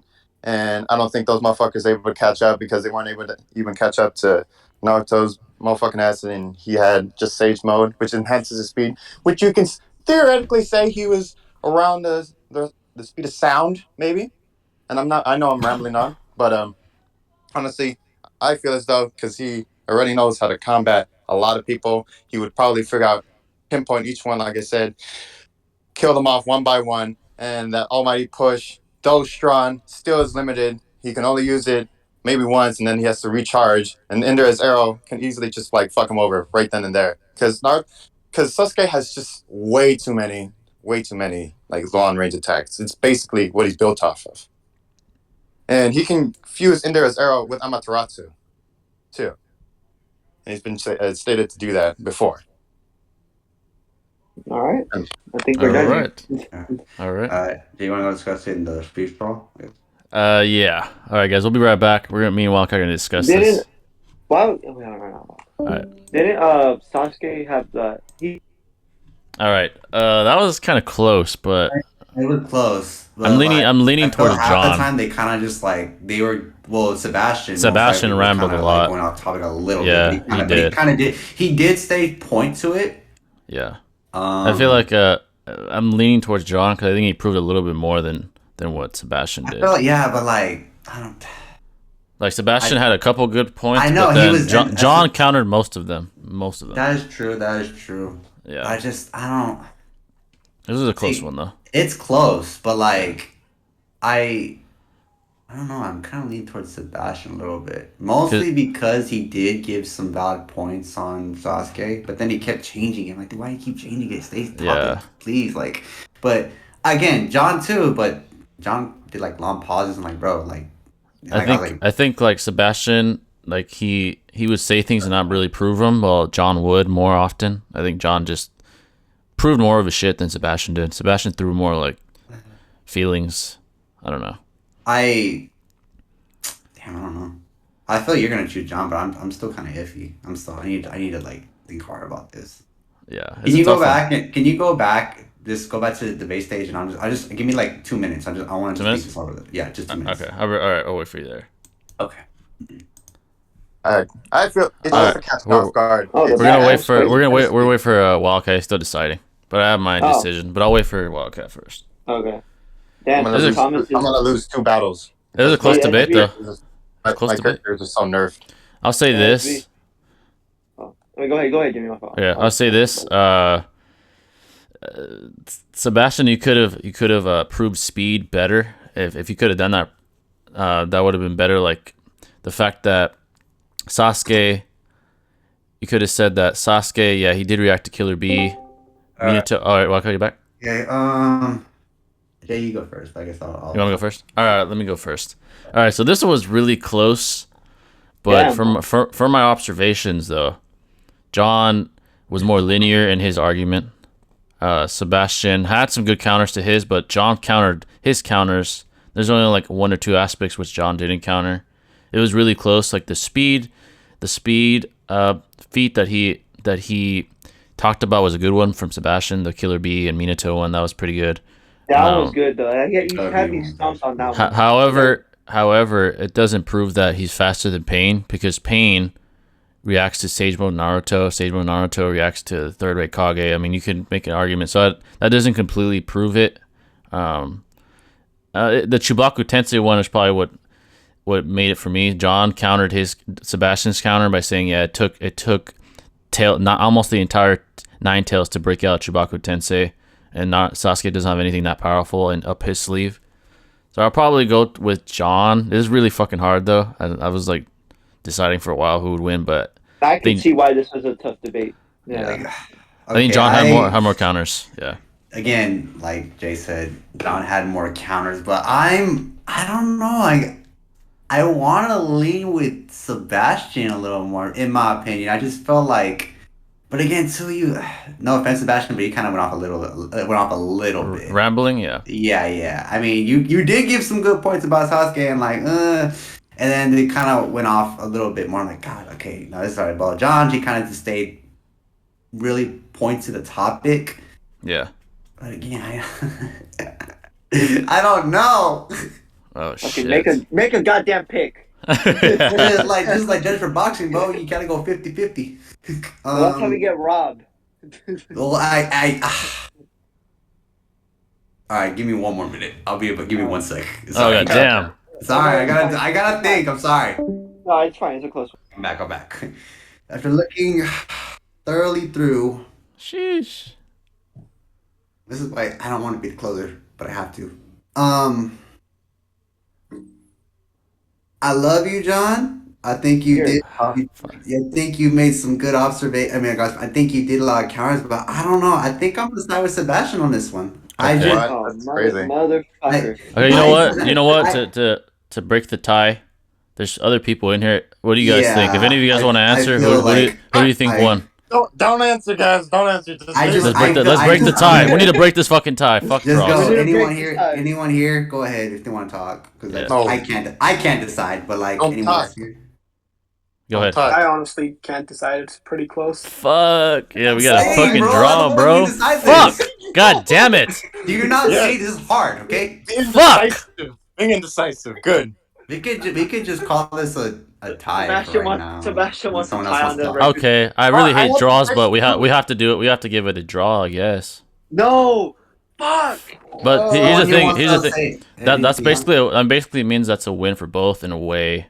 I just hate giving draws, but I mean, yeah, it's a draw. I mean, it is what it is. Yeah. First draw in history. I have to look at the perspectives. I'm like, I just thought John gave a few more. He countered more. The problem, you guys understand, but okay, the problem with me is like I'm still behind on Naruto, so I have to like look at the perspective. So again, I'm trying to catch up, and I'm planning on doing a live Twitch stream soon. So maybe I can finally do Twitch. This for Sebastian. I would just when you debate, I would advise don't use like read off a website. I would say like make a Google Doc or something, make your own points, and then come with that. It's to stick to the point. And John got a lot better debating. He's getting better at like power scaling and stuff. Like he did the Chibaku Tensei will. He did. That's where I was like, Chibaku Tensei. Like if he brings that out, then it's pretty much over. Yeah, that was definitely a good thing to bring up because Chibaku Tensei, you're fucked unless you're like really powerful. You can break out, but. Yeah, that was that debate. It was a draw, folks. I hate giving draws out, but it is what it is. But it was a good debate, actually. It was really good debate. I tip my hat to you. You can't see me, but I tip my hat to you. Maybe we'll go part 2 in the future. I don't know. That was a good one. But all right, guys. So last topic, guys. Oh yeah, what? Wait, why did I call it Indra's Arrow? I just noticed that. Well, whatever. It is called. I mean, Indra's Arrow is basically what it's called by the war arc when he shoots it at Naruto. People are like, it's not called Indra's Arrow. I'm like, what was it called before then? What was it called before then? Yeah, exactly. Like, you can call it whatever you want. But all right, so me and Wildcat, this is a more philosophical topic if you guys want to tune into this one. This is, should everyone receive equal pay? So I'm no, Wildcat's yes. And that's the last topic of the day, but Wildcat, you can go first if you want.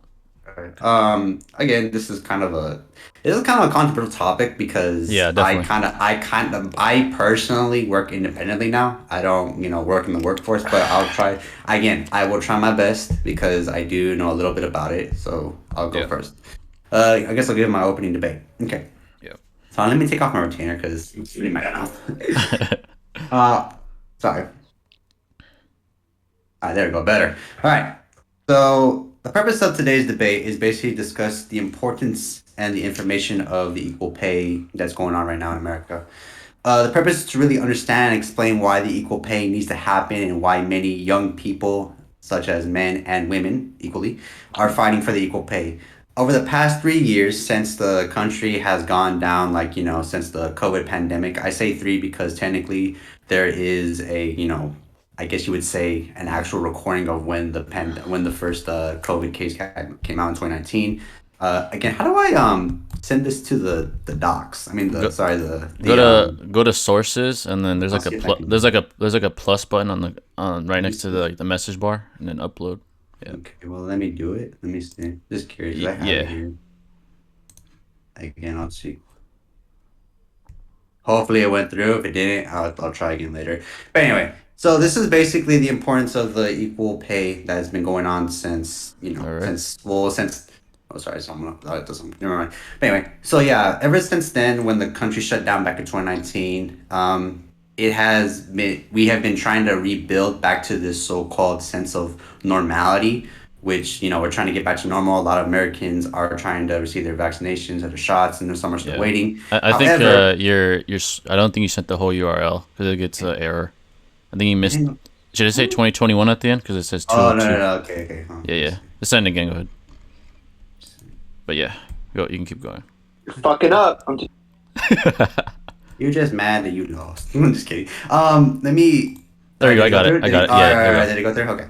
All right. So since then, again, like I said, the world has been trying to get back to normality in 2021. However, as many Americans are still receiving their shots, vaccinations, and some are still waiting, many Americans have since then have to return back to work, and whether it be in the office buildings, retail, motor companies, food industry, yada yada, so on. However, there has been now a major cause in the the salary and wages in America that are becoming unbearably scarce and also very, little because of the harsh work conditions, lack of employees, and also and most notably the cost of the minimum wage and the cost of salaries that are not being met here, especially in California, because now the salary I believe is still $12 an hour. From when I was working, it was $12. It might have gone up to 15 or more, but it is still unbearably hard for a single person, let alone a low income family, to sustain a living here in California or any state they live in because of the low. Oh my god, hold on. Excuse me. Again, it's fucking. I'm drinking a lot of water. Sorry. For a single person and also a low income family to sustain a living on a minimum wage, a low income minimum wage. And if you want to see the other source I have here, I'll send it right now. But this is basically explaining the importance of why everything has gone up since then. I think it'll. Did it go through? I don't know if you guys got it. Let me see. Shit, I don't know what the hell you said.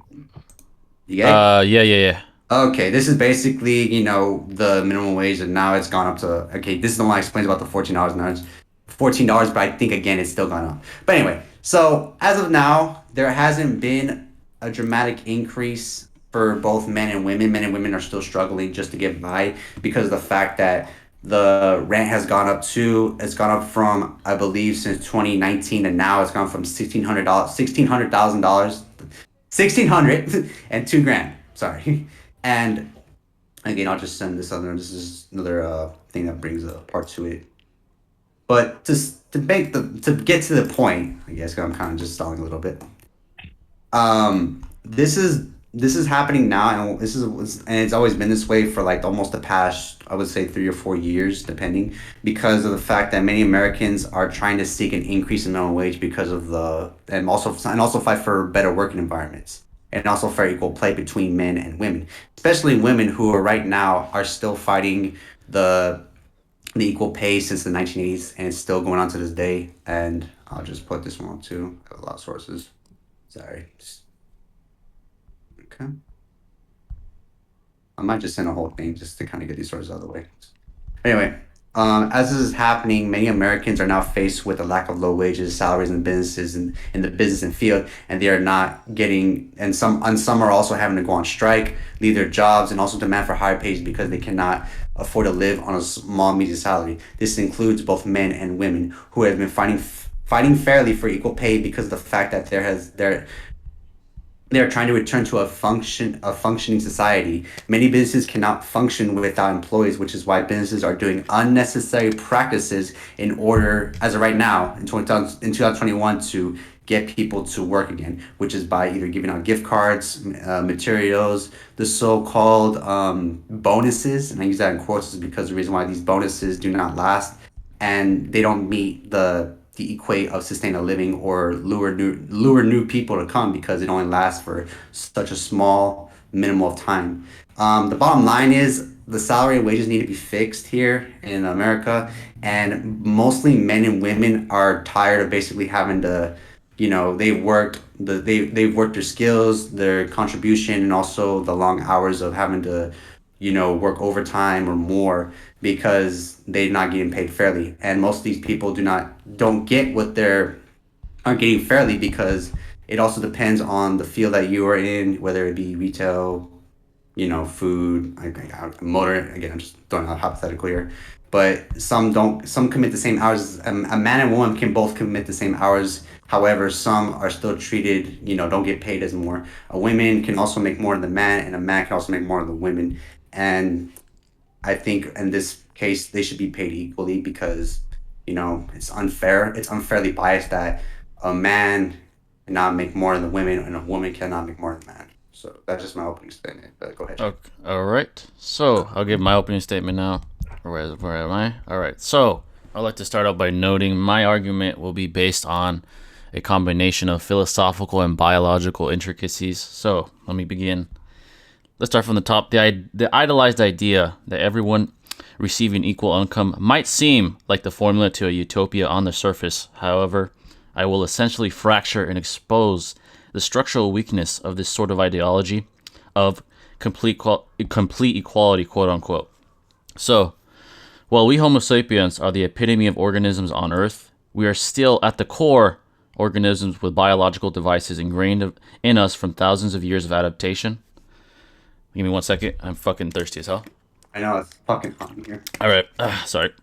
Like most animals within the animal kingdom, there is a clear hierarchical structure amongst humans, no matter how much modern society tries to paint this distorted narrative that we are all totally and completely equal as humans. Now, please note, I don't mean that some people are better than others in an intrinsic sense, but rather I mean that due to the natural order of things in a biological imperfect world, that some humans are just inevitably born with more biological advantages. So that's what I mean. I don't mean that I'm better than someone or someone's better than others. I just mean humans in an imperfect world where you roll the dice, some people are going to have advantages over others biologically. But moving on. We live in an imperfect world, and the best way to have optimal equality, no, I'm not saying perfect equality because that doesn't exist. I'm saying optimal equality is equal opportunity, not equal outcome, hence not equal income. If we are all to be paid equally, it would actually harm our society as a whole, and I'm going to explain why. It would discourage productivity in all fields, since incentive to compete would be negated by everyone having the same salary cap. And honestly, it is disingenuous to believe that all humans, or even most humans, would be happy with everyone having equal pay. Competition is essentially what keeps us as a species advancing at such a rapid pace, and human history has illuminated that with such societies as the ancient Greeks, the Shang Dynasty, and the Romans. I mean, it's just human history that we, similar to anime, we evolve in a linear trend. As time goes on, we advance due to competition, due to us wanting to one-up the societies of the past, and that's what it is. But moving on. Furthermore, a government would still be necessary, implying that there would most likely be some sort of bureaucracy, which is essentially the upper class in a communist state. Again, proving perfect equality does not exist. Equal pay will mean that there will be a top 1%. In fact, they're going to be even more powerful than the top 1% in our now U.S. capitalist system, right? There's more room for freedom, but if we were all to be paid equally, there would have to be a governmental structure with few individuals at the top that essentially control everything, because true equality, perfect equality, does not exist. Again, equal income would lower productivity, resulting in our standards of excellence in all fields being lowered due to lack of effort, negatively impacting our society in everything from architecture to technology. People wouldn't take their jobs as seriously. They wouldn't be striving for excellence due to them not having any incentive to do so. They wouldn't be making any more money. They'd be equal to everybody else, and that's just bullshit. So in our harsh world, the reality is true equality is impossible, because in an imperfect world, it would result in the fittest. I'm talking about the back to the slogan, survival of the fittest. In an imperfect world, it would result in the fittest being ripped off, and conversely, the unfittest being overly compensated due to this equal pay. So income should be dependent on the individual's effort and merit, rather than dependent on this delusional vision of complete equality, which is actually an appeal to emotion and not a vision based off objective logical deduction. Hence, everyone should not have equal pay. That's my opening statement if you want to counter. So I want to bring up why the equal pay needs to happen, and I'm going to just go off these notes. All right. Anyway. So both men and women have all come together and have agreed that equal pay is important in America. In 1963, the Equal Pay Act was issued and signed by John F. Kennedy, and it summarizes here stating that the first federal anti-discrimination law that addresses wage differences.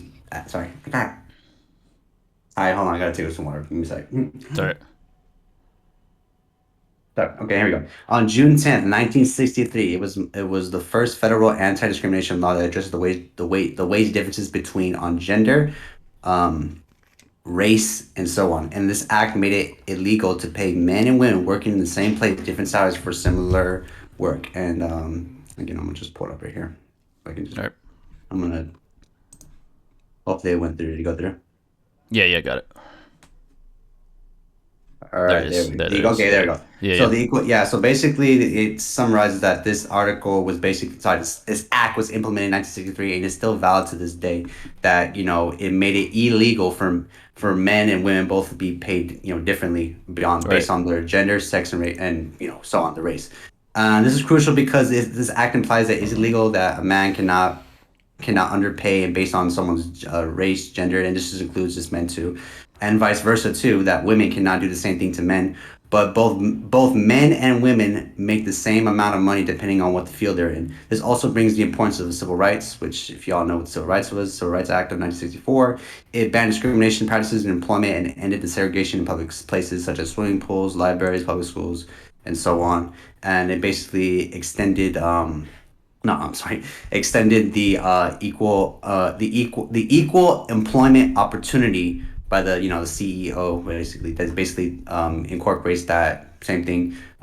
If a man was Hispanic, Latino, or Black, or Asian, this gives them the right that we need to speak up about this because we can't be treated on this based on our sex and gender, and also it happens to women as well. So just in case, I'm gonna pull it over here. All right. I'm probably just gonna just sort this because I can't. I just have them sourced out. All right. Did that go through? Based on me did. Let me see. It says 1964 Act employment. I don't know if it did it go through. If it didn't, I'll fix it. I think you gotta resend it. Wait, let me check if it works. Oh, never mind. You're good. You're good. Okay, went through. Okay. Yeah. Again, these two acts are important because the salaries have since then. These two acts do play an important part because since then, we're not in the 60s no more. We're in the 2021. They have since increased and they dramatically increased. And now, depending on the sex and gender that is happening today, these practices have not been implemented in the work environments, which is illegal and also outright wrong. Men and women do not speak upon this is because that over fear that the employer can cause a shift in the work environment, causing these employees to either, whether it be man or female, to terminate that person on the job just for discussing their salary or how much money they make, or even reporting it to HR, which is a frustration because many women and men have expressed their own opinions on, not opinions, they've expressed their frustration to the corporation, to the organization, wherever you work for, could be anything. And they have since then have addressed that men and women have been making less than 82 cents or $1. Again, depending on what field you're in, it probably has changed, but this is mostly for like minimum wage jobs. Could be less than that. I'm not sure, but I'm just going by what it says here, statistics. So all right. I'm going by here again. Let me just pull it up. All right. I guess, could I counter real quick? Go ahead. All right. I'd like to say, to avoid, certain viewers strawmanning my own argument, I am not implying that people that have the same job should not be paid the same income. The debate, just to make it clear, is everyone, no matter your occupation, should be paid the same. I'm debating that's a no. And to kind of make your sources obscure, I would say those sources have more to do with equal opportunity. Discrimination, in theory, has to do with lack of equal opportunity. That is, it's those acts and laws and implementations through legal ways is to help instill equal opportunity, which is different from equal pay. If all occupations were to have equal pay, that would be a formula for havoc, for complete shit show, with all fields of discipline having their standards lowered due to, again, the incentive to put in effort being negated, with competition being eliminated. It's just a delusional vision that everyone should be paid equally despite occupation. And obviously, again, like I said, it comes from an appeal to emotion, which is fallacious, which is why, the great countries of the world don't have that kind of regulation, because it would be a recipe for disaster. But if you want to counter, go ahead. I'm just going to continue where I was going at before. So like I said before, a lot of men and women have expressed the frustration over the low wages and salaries since then, and it has since then been, as of right now in 2020, 2021, 2020 and 2021, Did I send it? Let me see. Yeah, okay, it went through. So that's, basically brings up the whole, equal pay thing. So I'll just give a summarization because, again, the article is long, so I'll just kind of just summarize it. But over half of U.S. workers have remained subject to the pay secretive rule of some kind. Some organizations have formal bans on discussion of compensation that outline in their company handbooks, while others do not inform the norms where employees are told the salary discussion with course shouldn't happen. Now, this does bring up importance because you you don't know if you're being paid what you're worth. Like if you work a 9 to 5 job and you get paid, your simple, I would say, I don't remember how much I made, but I probably made like maybe $800 every 2 weeks when I was working. But you wouldn't know if they wouldn't, because you're not allowed to discuss that. And if you're allowed to discuss that, like I said before, people would outright be terminated, or they can't even discuss it to their boss because the boss is either withheld from discussing that information to you, or you're not allowed to speak about it. So this legislation, there's a legislation is a great start to protect the workers' rights to discuss their pay. Unfortunately, due to the current legislation is limited by these loopholes and lack of enforcement. For example, the National Labor Law Act, such as the NLRA, protects workers' rights to discuss their pay, but it also excludes supervisors and public sector employees. So this could be someone in the higher arcs who can basically, you can't discuss your pay, which I think that's ridiculous. If I'm being paid a certain amount of money and I feel I work more hours and I give my time and effort, and the woman next to me does the same thing as me, and we're not allowed to talk about our pay, and yet it's basically violating our NLRA rights, is typically that's raises a bunch of huge red flags and also fines and penalties, which don't get severely looked upon, and also is banning the salary discussion, which it's important. Any person that works for a company, business, or organization, if you want to discuss your pay, it is important to bring that up, because if you not bring it up, most likely you are being overworked, or you're also not getting paid what you feel is fair. It doesn't matter what field that you're in. You could be retail, fast food, whatever. But you're whatever you're being paid, and you feel there's something wrong, or there's something iffy, you need to bring it up. It's important. And this is important because this is still unethical business practice to either treat a person's salary or wage, and if they pay you less than what you are worth, whether you be a man or a woman, the fact is supervisors and public sectors, do have to speak to them. Even if you work with a manager or anyone close to management, if you don't get information, then you need to speak to them, because they're the ones that are also in charge. However, they may also withhold your own wage or salary incomes because they don't want you to speak up about it or even get other people involved, which that creates a big outrage, and basically you're working there. So potentially you could be making less, you could be working less, you could be paid less, and you won't even know unless you don't speak up. The important of the matter is, no matter where you work, you need to be open to really think about how much work you're putting in, and to also think about what you believe is fair. Yeah, let me ask you this. Do you think a shitty salesman should get paid the same as a good salesman? Depends on how much they work for, how many hours they work. They say they work the exact same hours, the exact same schedule, but one's a good salesman, one's a shitty salesman. Should they get paid the same? Depends. Depends. What would it depend on? So one's a shitty one, one's a good one. What's the job? Depends. They both have the exact same job, the exact same hours, the exact same everything. The only difference is one's good at their job, one's shitty. So should they be paid the same? Well, if it doesn't affect me personally, then they get paid equally. I mean, it will affect you. How will it affect me? If I'm doing my job, not bothering no one in my business, and the other guy's doing the same thing. let's say you're the good salesman, and you find out that a shitty salesman who's worse at his job is getting paid the same. Would you feel that's fair? If we're both being paid equally, then yeah. You would feel that's fair, even though your efforts is giving the business more success, while his efforts are bringing less income to the business. That seems fallacious to me. I don't care about the business. Well, that's why you're not the business. That's an appeal to emotion. That's an appeal to emotion. Because you're like, well, it's not affecting me, but in the long run, society as a whole, it is affecting it, because people that work hard, people that work hard should be paid more than someone that's not as good as what they do. Guess what, Jay? In reality, no one gets paid what they're worth. Yes, they do. Yes, they do. For the most part, yes, they do. How do you know? Dude, salesmen are salesmen. I do know. I'm gonna answer the question. Salesmen are salesmen. No, I'm gonna answer the question. Salesmen are paid based off commission, implying they're paid based off their merit. The better salesman gets paid more money than the shitty salesman. The shitty salesman should not get paid the same commission as the good salesman, because that's unfair. You don't have as adequate merit as the good salesman. That's just fair. That's the best way to. You have equal opportunity to make the same money, but you're not giving the same success rates, so you're going to earn less money. There, hence, equal opportunity is the best way. So let me ask you something. So what if a person who's basically has more, I would say, social skills, also has more responsibility, all that stuff, she's getting paid more than you, and yet she's doing the same amount, like you would tell me, the shitty person. What if that person who doesn't do anything, but yet she goes by the book, she follows everything, and yet she puts the lack of effort, or if the man does the same thing, if a man does the same thing, puts the amount of lack of effort, and he's getting paid more than you, how would you feel about that?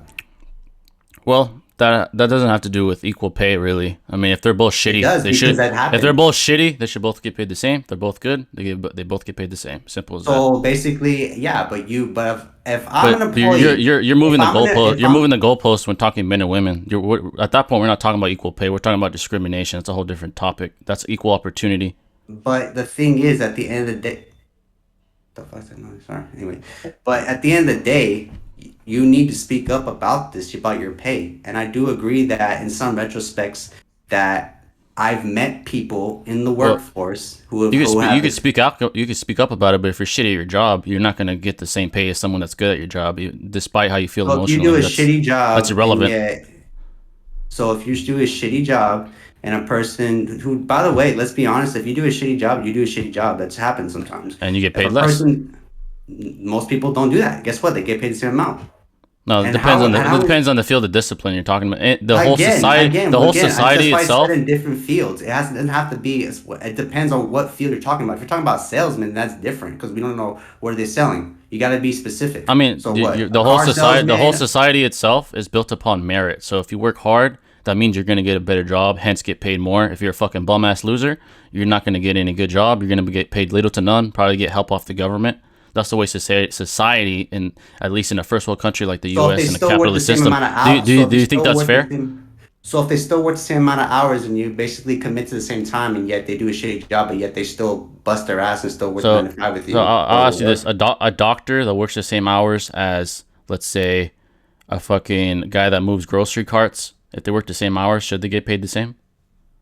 Depends, because there is no depends. One guy is saving lives, the other guy is putting carts into carts. Healthcare, bro. They do. Okay, that's irrelevant. That's irrelevant to what I'm asking. Why are you bringing up doctors? Like you're saying, you're saying that everyone should get equal pay. Explain why a doctor should get paid the same as a guy that fucking bags groceries. They're both helping society. One requires more merit than the other, though.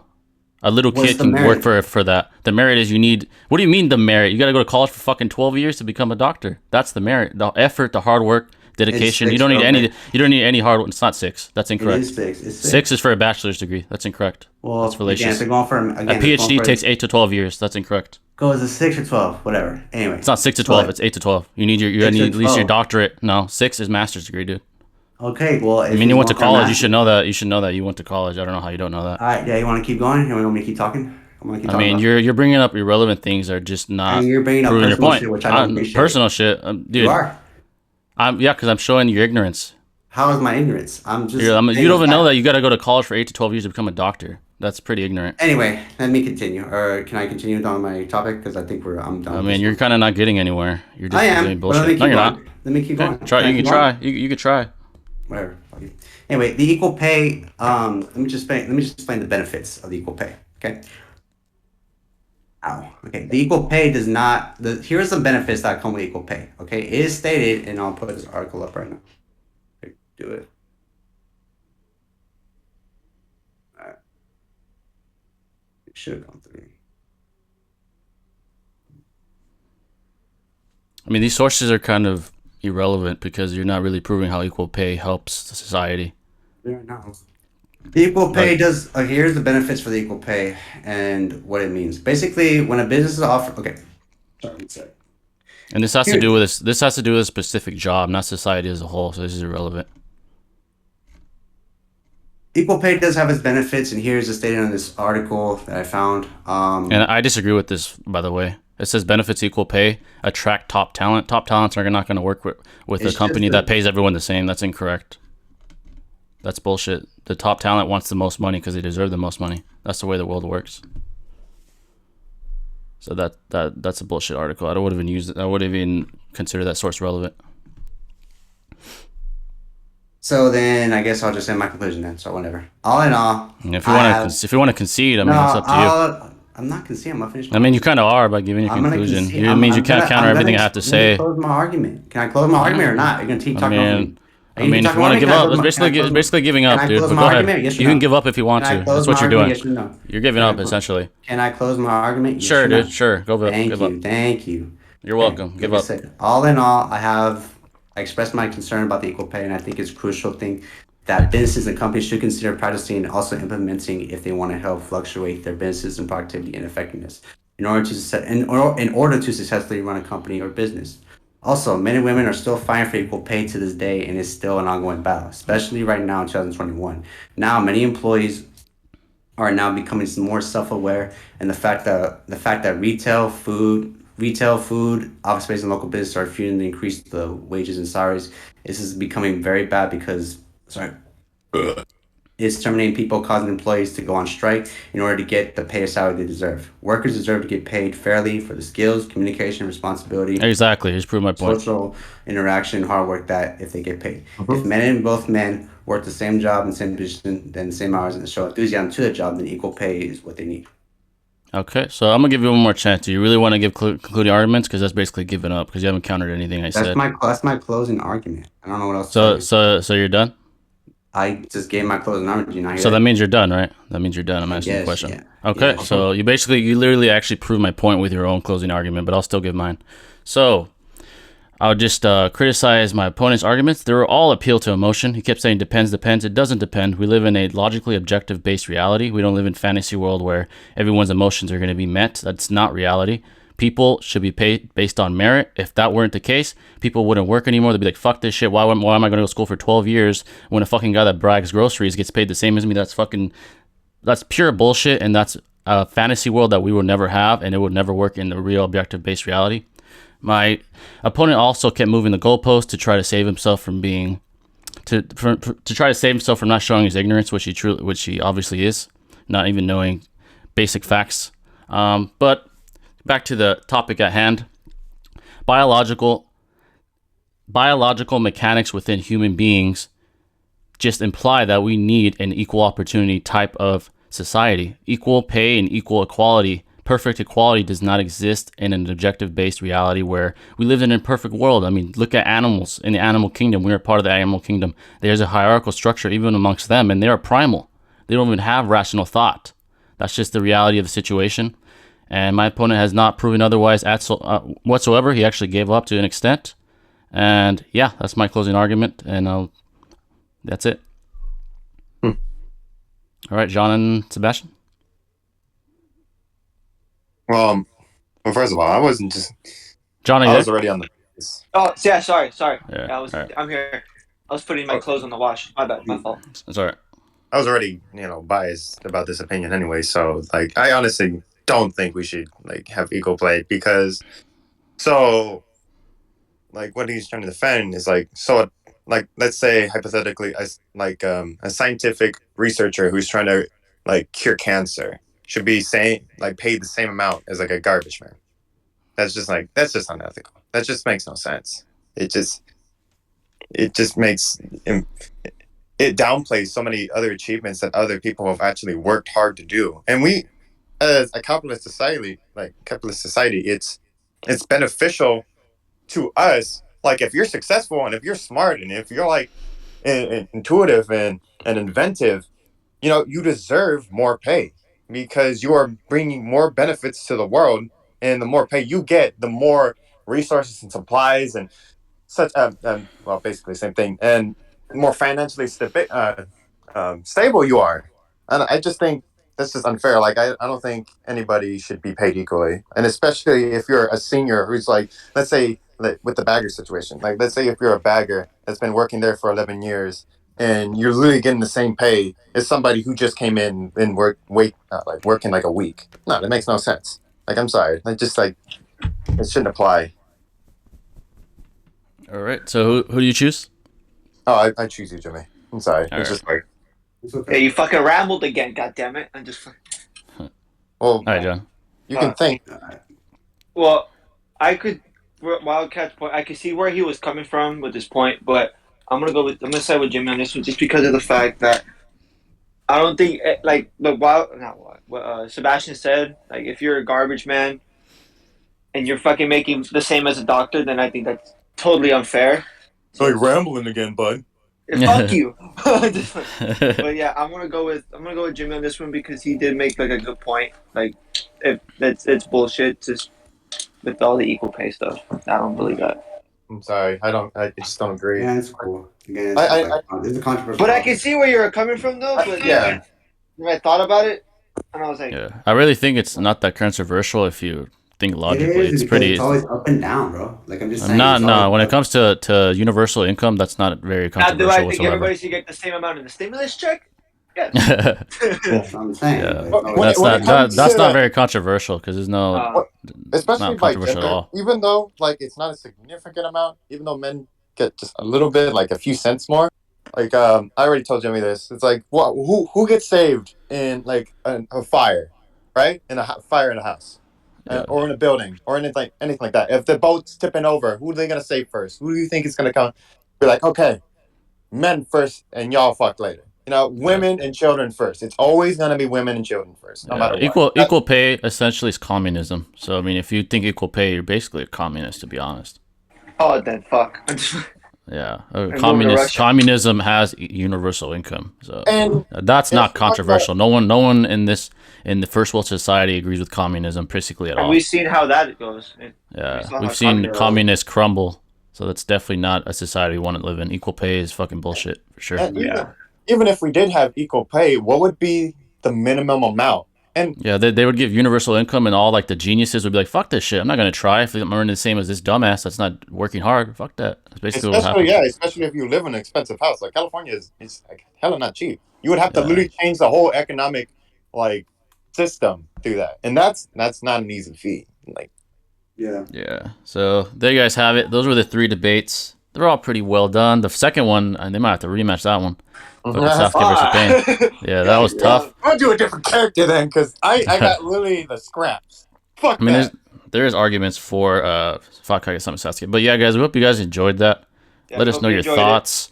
Hopefully next time we can have more Hokages, like the entire list of them. There was a few that weren't on today.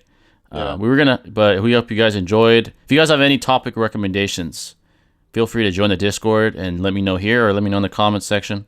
But we hope you guys fucked with it, and we'll catch you next time, folks. Later.